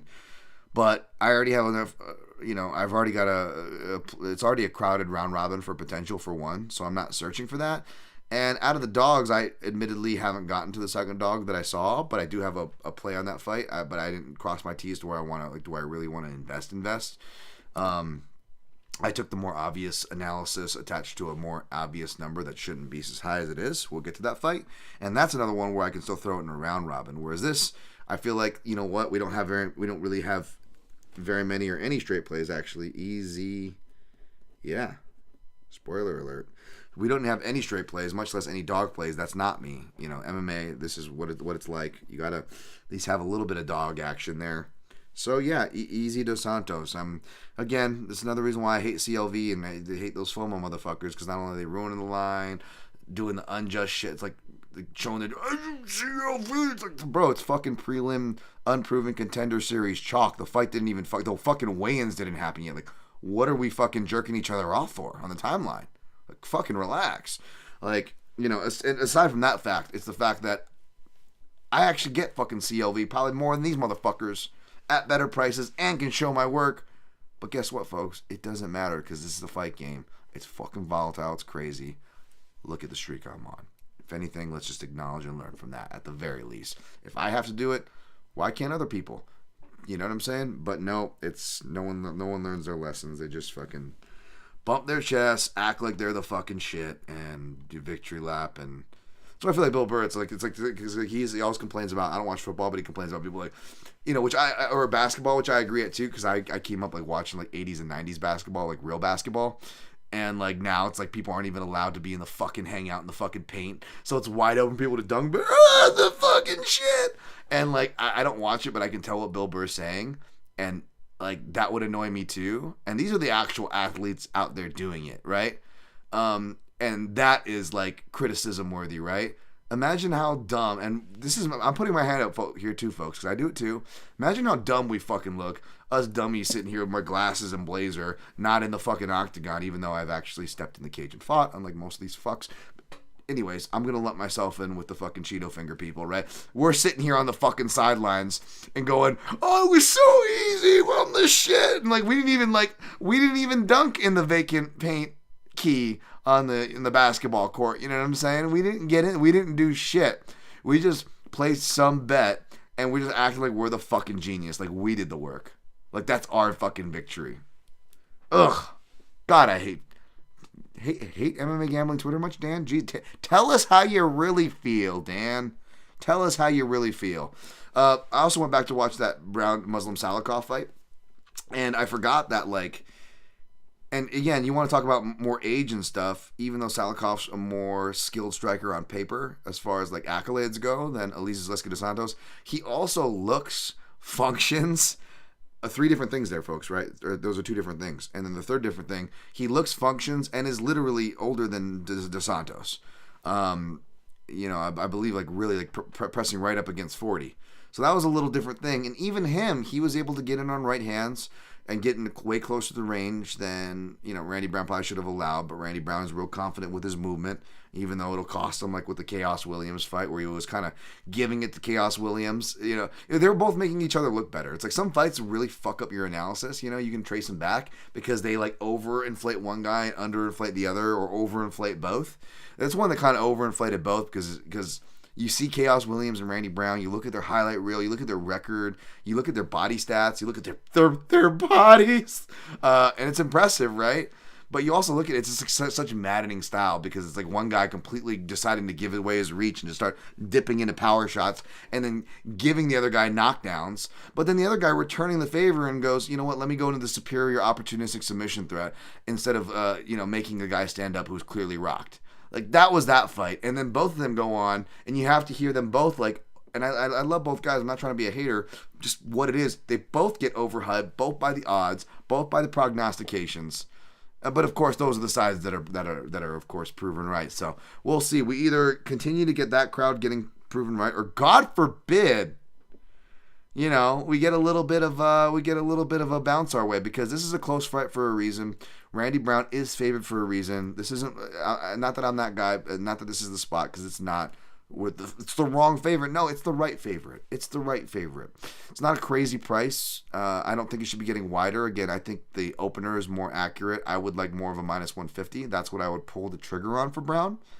But between the leg kicks and again also the left-sided availabilities, Luque obviously is good with his left hook and whatnot. But even outside of that, like left-sided kicks and he's just again. Death taxes, right? Because he's doing Randy Brown. Not only does he kill his own reach, but he does that dip down thing right there, and he's dipping right into that spin kick side, right? Even though I picked him to beat Salikov, that was a danger there as well. Even though we really didn't get to see those from Salikov, but again, Salikov hit him with everything else in the book, including leg kicks, which the commentary noted was funny because Randy Brown specifically said, "I got answers for that shit," and he's just getting spun around with leg kicks. By old man Salikov there. Again, you'll probably win because I'm betting the other side of it. You know what I'm saying? I don't disagree. Randy Brown deserves to be favored.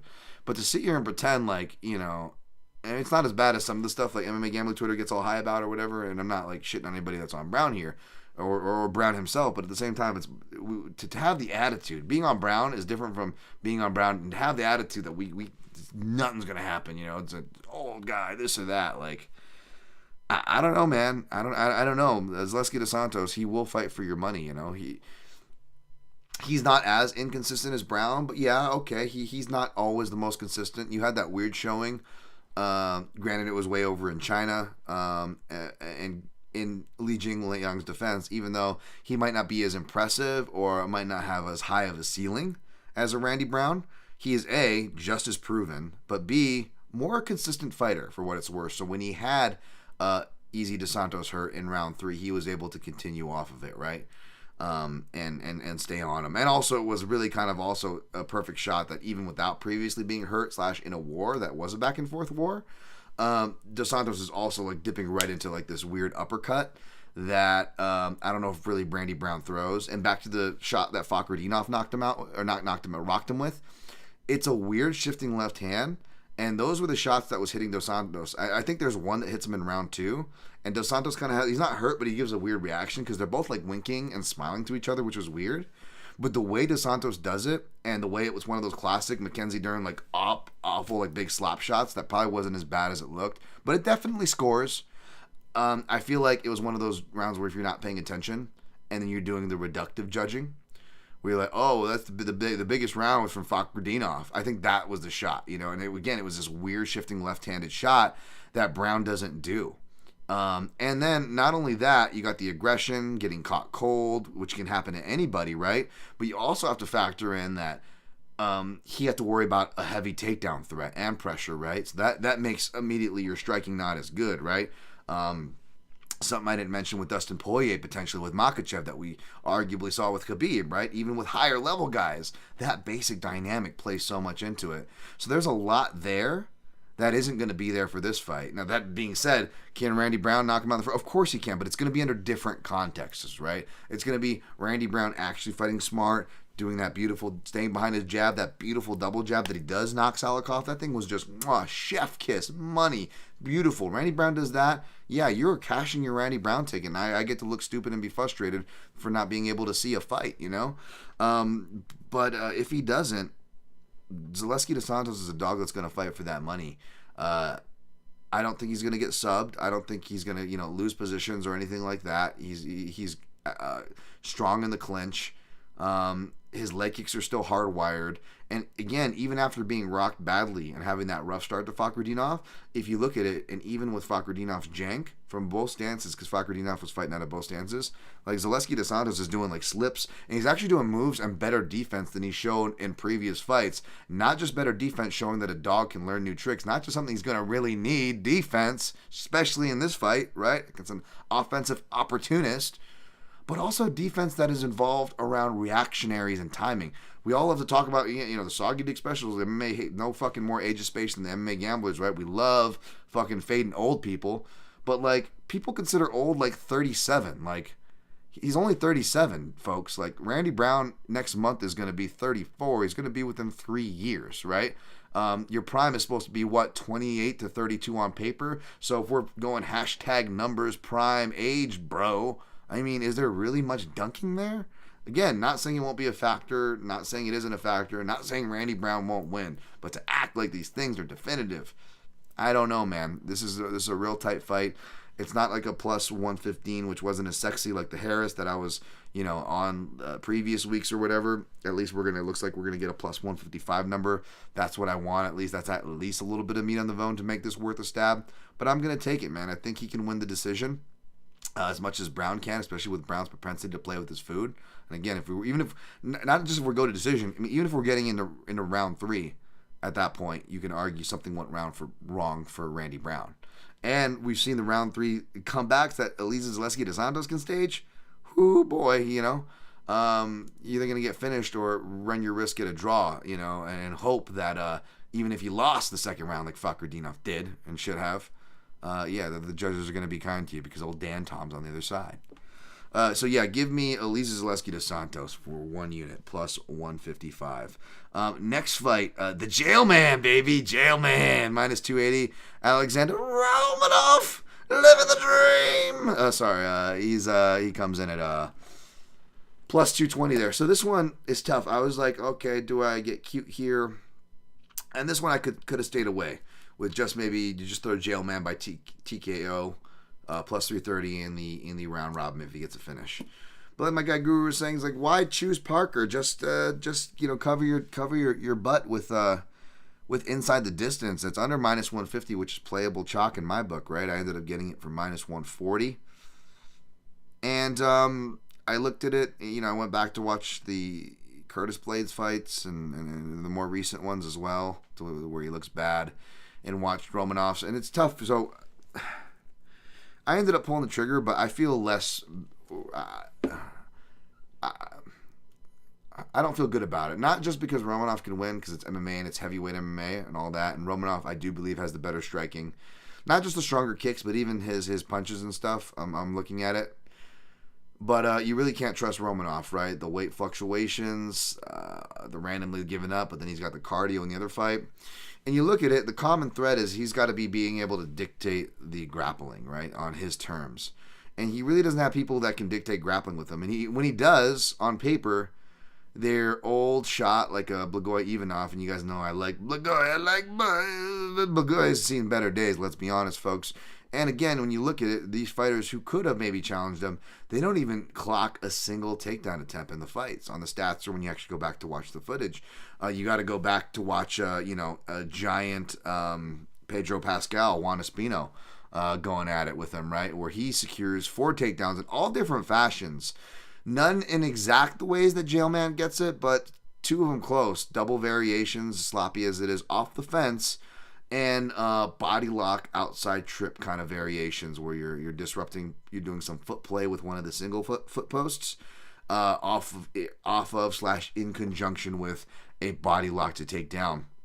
And Romanov, he will turtle. He will tripod though. He'll do ass up, and he'll try to do the Derek Lewis thing. So that's going to be really tricky. He's really going to test Jailman's back take ability.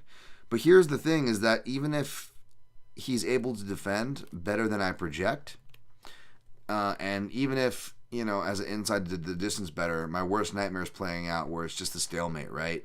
That he's barely even getting to positions, and if he does, it's like, man, what's he gonna do? Is he gonna just do Derek Lewis non-damage from there? Like he bet the fight to go to decision, which I really do think fucking happened. I'm sorry, folks. That's my tinfoil hat. I fucking think that happened, for one. So that's part of the reason why I guess I did end up taking the inside of this. This is a real small part. I don't base it off of tinfoil hat analysis, but I will be honest when I do have that, right? But does he just get there? But here's the thing is that I think just grappling Romanov alone will make him tired, and that alone will make him give up. And that was part of the reason why I was picking the TKO over the submission, because you can give up a submission. You can give your back to a submission. But the way he kind of the body language when things aren't going his way, like in that Volkov fight, I know Volkov really punished him with body kicks and teeps that Jailman's probably not going to throw. Or maybe he throws one and then shoots off of it, right? Kind of a deal. But still, the way when things are going bad, when he's tired, worn down, he does like that Greg Hardy style, like turn to the side and like give up the TKO to Marcin Tybura style. And I really see that, you know. Jailman, he talks about the father's background boxing. He looks good on the mitts for whatever that's worth. And, you know, it looks like he's training hard, posting that bullshit training footage, right? So, yeah, it's like, does he want to put up a point? Maybe, but you know me, I never buy that, nor should you. However, if he does get him on the ground, I do buy, especially if it was my conspiracy theory was true, but even if it wasn't, right, on all seriousness, I do buy the fact that he will try to show off his striking more from grappling positions. And if he is able to get to those positions, I think that alone is going to freak Romanov out. I know Romanov's been training. I joked that he's been training with Landsman from The Wire, because Landsman's this big fat guy. And of course, he's been training in Wires in Baltimore, Maryland, where Romanov's done like his like last 2 fat camps at. But apparently, he's been training with like a really good jiu-jitsu grappler down there. I forget who he cited. But unless this guy's a wrestler, I don't think it's going to matter, because training with a good jiu-jitsu guy, it's like, okay, maybe that. And again, another reason what leads me more to the TKO, because I'm like, the only thing that's going to do is make your submission defense better, right? Which there is room to improve, because, I mean, this is a guy, you know, granted the forearm choke will work on, you know, Quinton DeLima over there, Flow Rider. But, like, this is a guy that's got Romanov. He's got the weird kind of almost like Sambo / a raw Sambo / raw catch wrestling style, where he's just doing some really raw ass submissions. So he could use some polishing both offensively and defensively. But within the context of this match, you tell me you're working with a high-level jiu-jitsu guy, it's like, okay, realistically, I only see your defense getting better, which, again, pushes and funnels Almeida to going more the TKO and going to Pound Town, jailman style, like in the jail cell route, right? Because, again, the crux of this fight is the wrestling for both guys.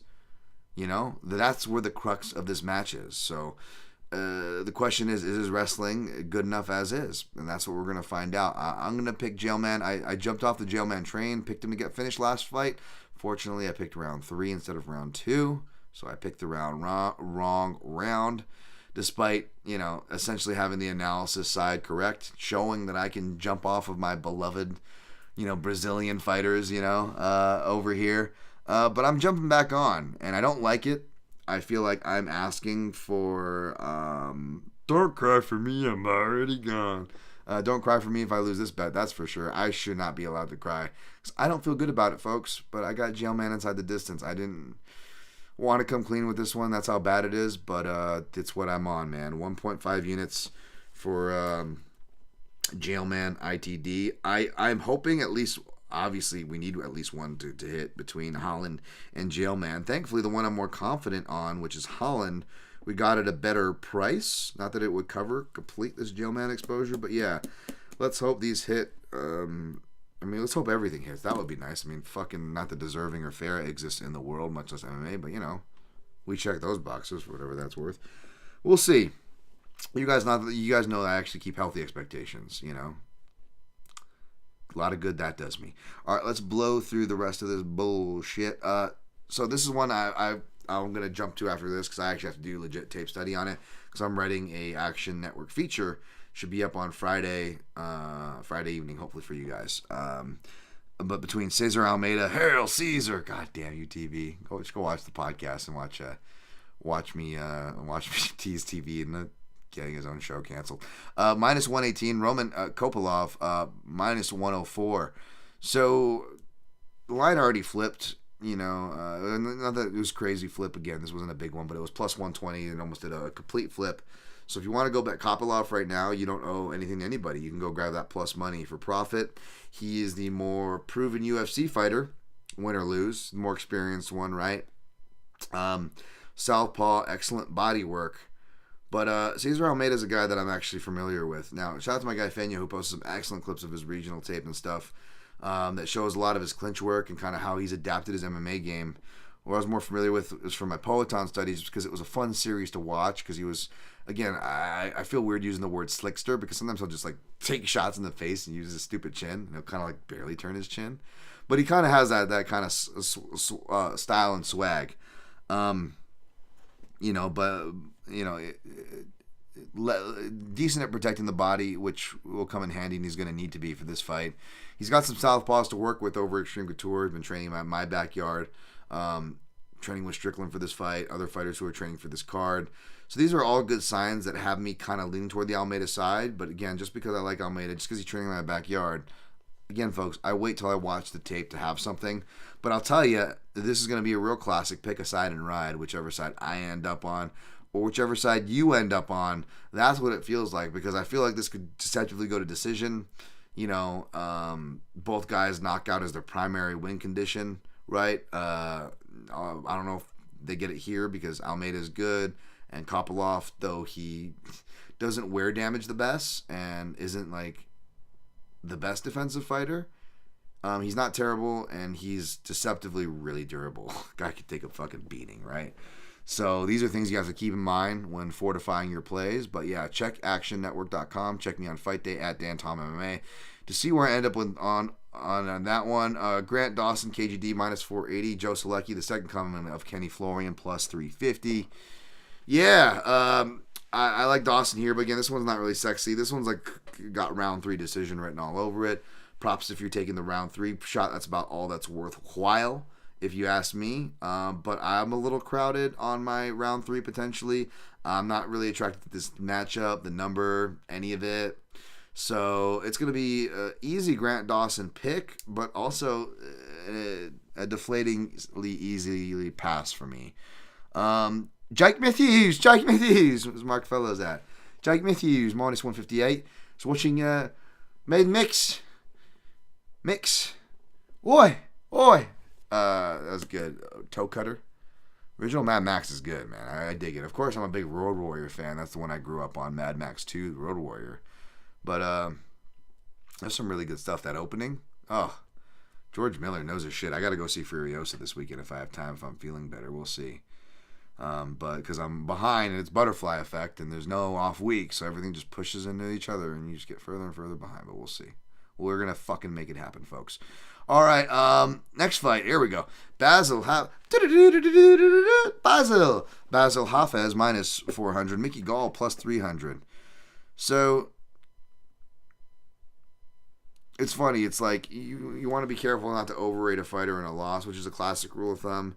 And it's upsetting because that actually applies here. And the reason why it's upsetting because it's a classic, like, kind of like Saruki and Makhachev, where everyone was betting Makhachev inside the distance because they just like come all over themselves because it's, you know, Makhachev or, you know, Dagestani fighter like that's related to Khabib, you know. I'm like, relax, folks. He's gonna win, but like, it's probably gonna be my decision. Don't empty your banks just because it's a typical Makhachev big money line. You figure big money line must mean inside distance. Like, no, this guy's good, right? And it was the same thing with Hafez, and I had every receipt that mattered except for the betting receipt because I picked Madalena by decision, which was going off north of 8-1, folks. Like, that's where they thought this fight was going. And I'm like, no, this guy can actually fight. This guy's good. He's a good grappler, which, you know, shout out to Gorgeous George and Goes. Got an excellent interview, which I went to catch up on after someone shared with me in the Triple C chat that he grappled Mickey Gall actually and beat him on the regionals, and I caught that interview where he was talking about that. But yeah, just from watching his tape before, even without seeing that, is where I got my reads from as far as that goes, and the guy proved to be right as far as that goes. Mickey Gall, never been a big believer in him, no offense to Hey Mickey. So for me, with the inflated line, everyone's arguing how good is this guy, is he worth the line, I say bet the round props. I know Basil Hafez has the majority. He's a finisher.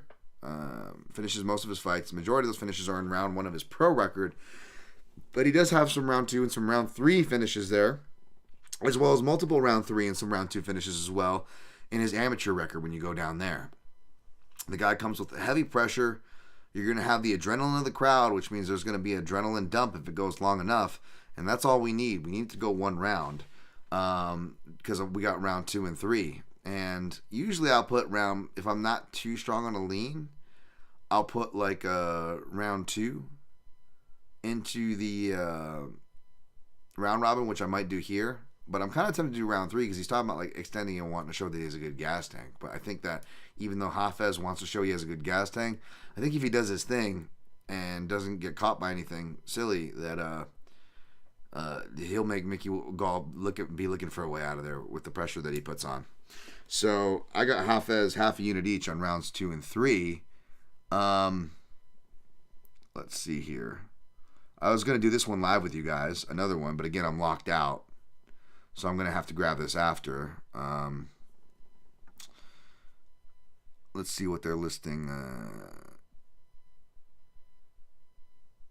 here.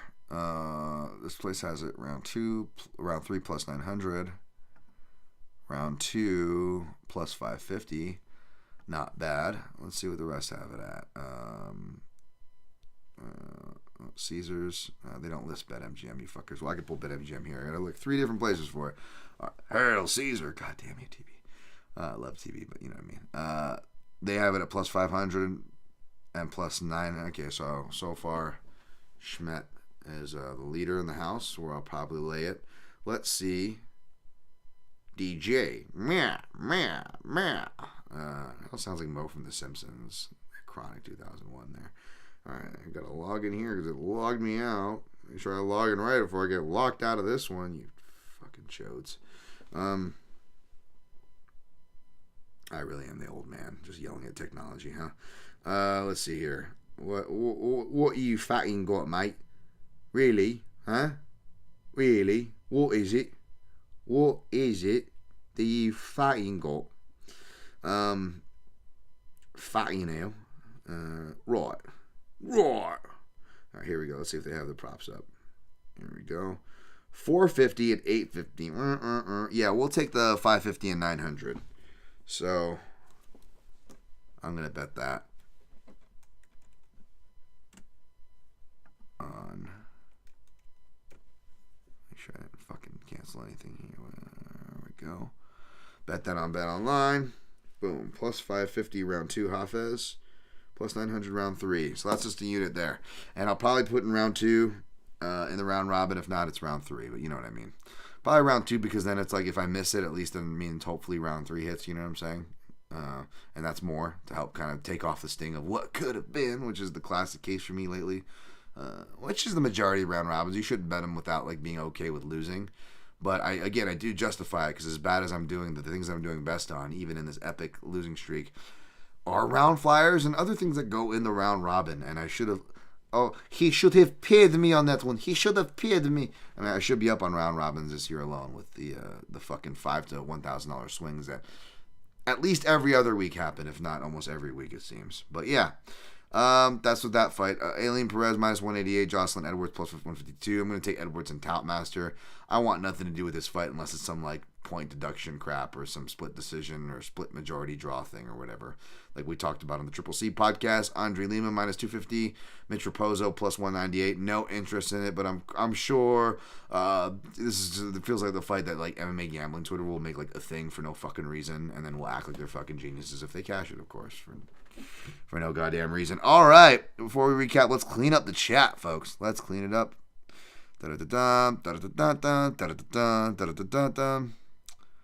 All right, Jankmaster mentioned. Yes, Jankmaster, Team Jankmaster. That's a thing, Fanyo. We gotta start. You guys can join in the particular game podcast chat too.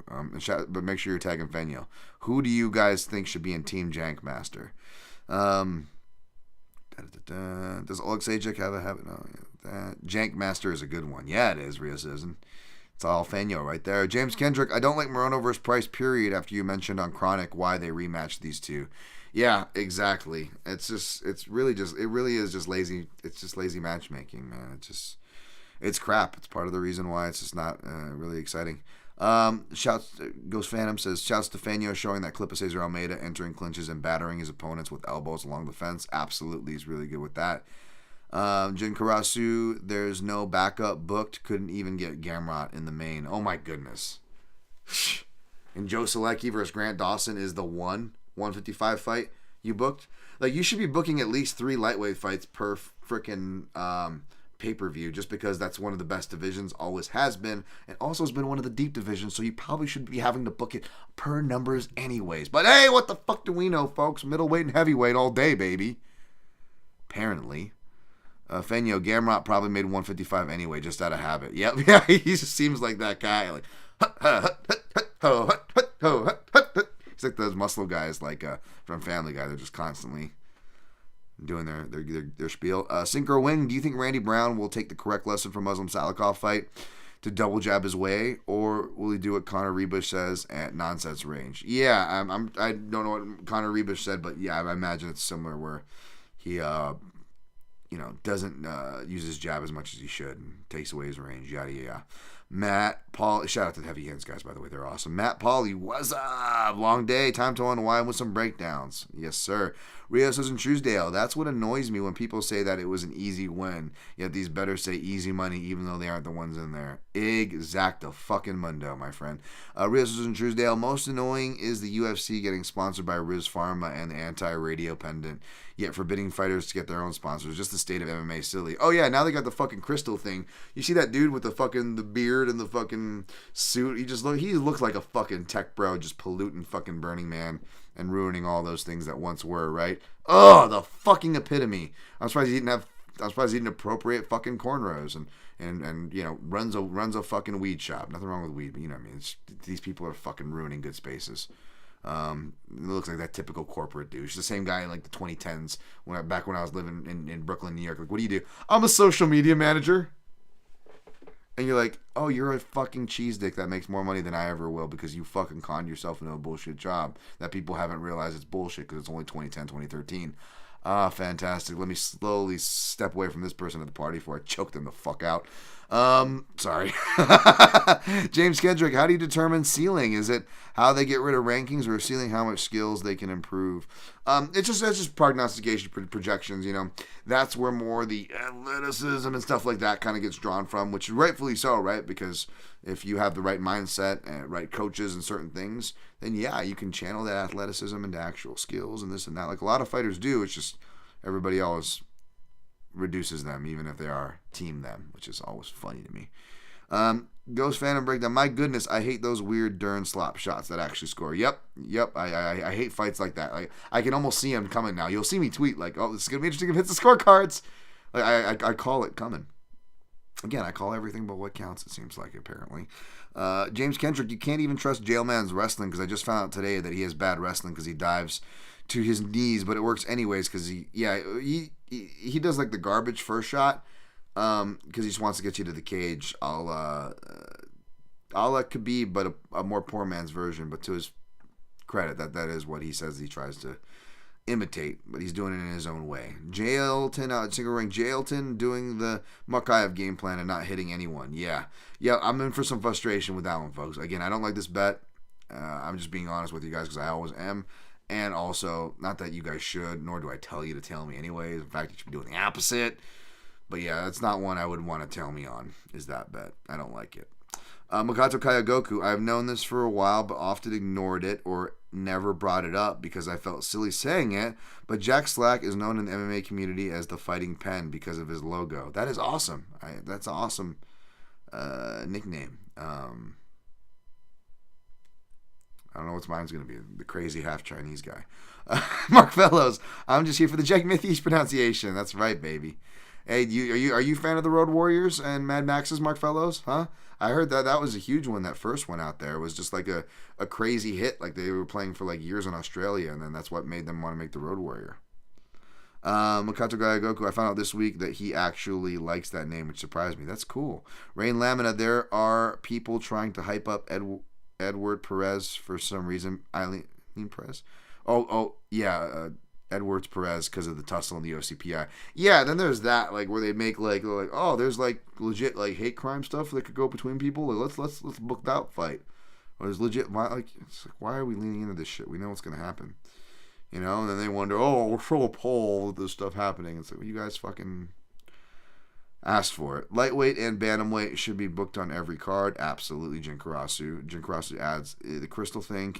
Kyunanir must have been a part of that decision. Yeah, he loves it. Makato Kayagoku, Chinese MMA for my comment earlier. There we go. Makato Kayagoku adds about Jack Slack's fighting pen nickname. Yeah, no, it comes from that community. Absolutely. No, I got that. That's awesome. It's awesome you guys were here. Sorry for another long show. Sorry for being late. But hopefully we can cash some tickets here. Oh, by the way, did I not do Phil Rowe that fight, folks? I'm sorry. Did I not do Phil Rowe, Jake Matthews? I did. I think I did. I don't know, but Phil Rowe, Jake Matthews. It's gonna be a weird timestamp over here if I didn't do it. I hope I did. But yeah, I still got to look at that fight. But I don't think, especially with the money I have out now, I'm not going to play Phil Rowe. I did put 0.33 units at plus 700 to do the 700 club for submission. Sorry, if you lose, I'm going to be so happy for Australia and my guy Mark Fellows. But I'm going to pick Phil Rowe. I don't think I'll end up on him. We'll see. But I think I'm just going to be happy with playing him by submission, 0.33 units, and then throwing that submission prop in the round robin there. All right, recapping. Perez Edwards aren't good fights, so it won't be the drama. Is there a big drama fight? Yeah, I don't know. Maybe they're hoping the co-main event will be. Thank you for your time again, Dan. Great show. Always protect your neck. Absolutely. What a great sign off there, Jimmy Kudo. Let's recap these. All right, recapping.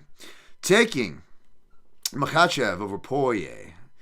Taking Strickland over Bohachinha. Taking the Smack Man, Kevin Holland over Oleksiezjczuk. Taking Easy to Santos over Randy Jomiko Man. Sorry, I want to go into that Jamaican song again. Randy Brown, the hot stepper. Taking the Jailman over Romanov. Taking Great White Morono over Spring Break Forever Nico Price. Leaning toward Almeida over Kopylov, but check Action Network and me on Fight Day at Dan Tom MMA. See where I end up on Fight Day. Taking KGD Dawson, looks like the antagonist of a Disney movie. Braschuk is you're a lacrosse guy. Does he look like a jerk lacrosse team captain in school? You know what I'm saying? Does he have those vibes? Which, you know, apparently Grant Dawson is a really nice guy, and he's got a great sense of humor about himself. So I'm not really coming at him, and I'm picking him here. Taking ROWE-JAYKE Matthews. Taking Basil Hafez over Hafez-Gall. Taking Edwards over Perez, I guess. Taking Lima over Lima-Raposo. Sounds like a Copland character. I think of Michael Rappaport.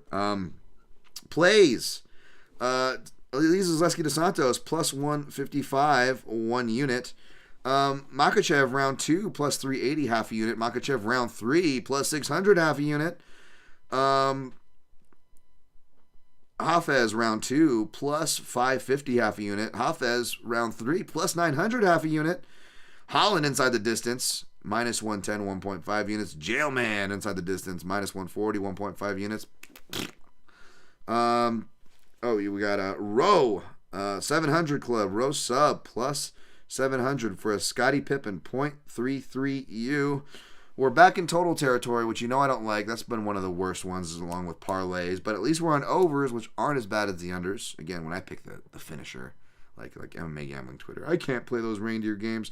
So we went Strickland-Costa over 3.5, minus 130, 1.3 units. For the round robin, we don't have anything. We don't have it set yet. But what it's looking like, definitely wouldn't be surprised to see some Poirier and Makhachev fight ends in round 2 at plus 300. And again, I may look at that Poirier plus 2,000, a little Poirier inside the distance, and or add onto my round props if we're profiteering, I dare say, by the end of the card. But yes, round robin, what it's going to be, you can expect it to look some amalgamation of. Fight ends in round 2 plus 300 for that. Then possibly you might see some Kevin Holland by submission on there. And then possibly, although I may take this off now because I'm already disliking my Jailman play just to have even less exposure to him if I like something better. But yeah, Jailman plus KO over 3-1. That could be part of the roster there. Where the fuck is the MMA shit, you cocksucker? Sorry.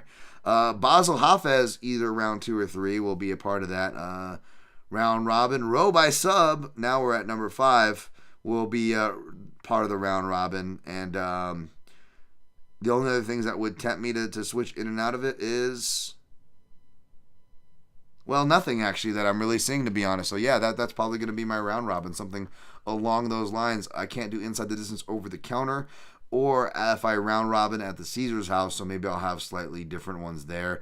But I can't think of it, which means it's not my first choice, which means it's not as sexy. So I'm giving you guys the official one as always. That's the only one that kind of variates. You know, I'm always honest with what I throw you guys, but yeah, that's the only one that kind of variates. Plus whatever's over the counter. So again, hopefully we're not too far over like 8 units. I don't think we'll be under 8 like last card, but again, we don't need everything to hit. We're reasonably responsible, and if I do have something I don't like, I'm dead honest with you guys about it. I don't know what else to do, but let's get on the fucking board with a win. Let's turn this ship around. Let's go. I know I've already been beat down. I've lost, but I'm fucking not giving up. We're gonna fucking do this. Fuck this 2 wins. You know, we're in June and I've only gotten 2 wins.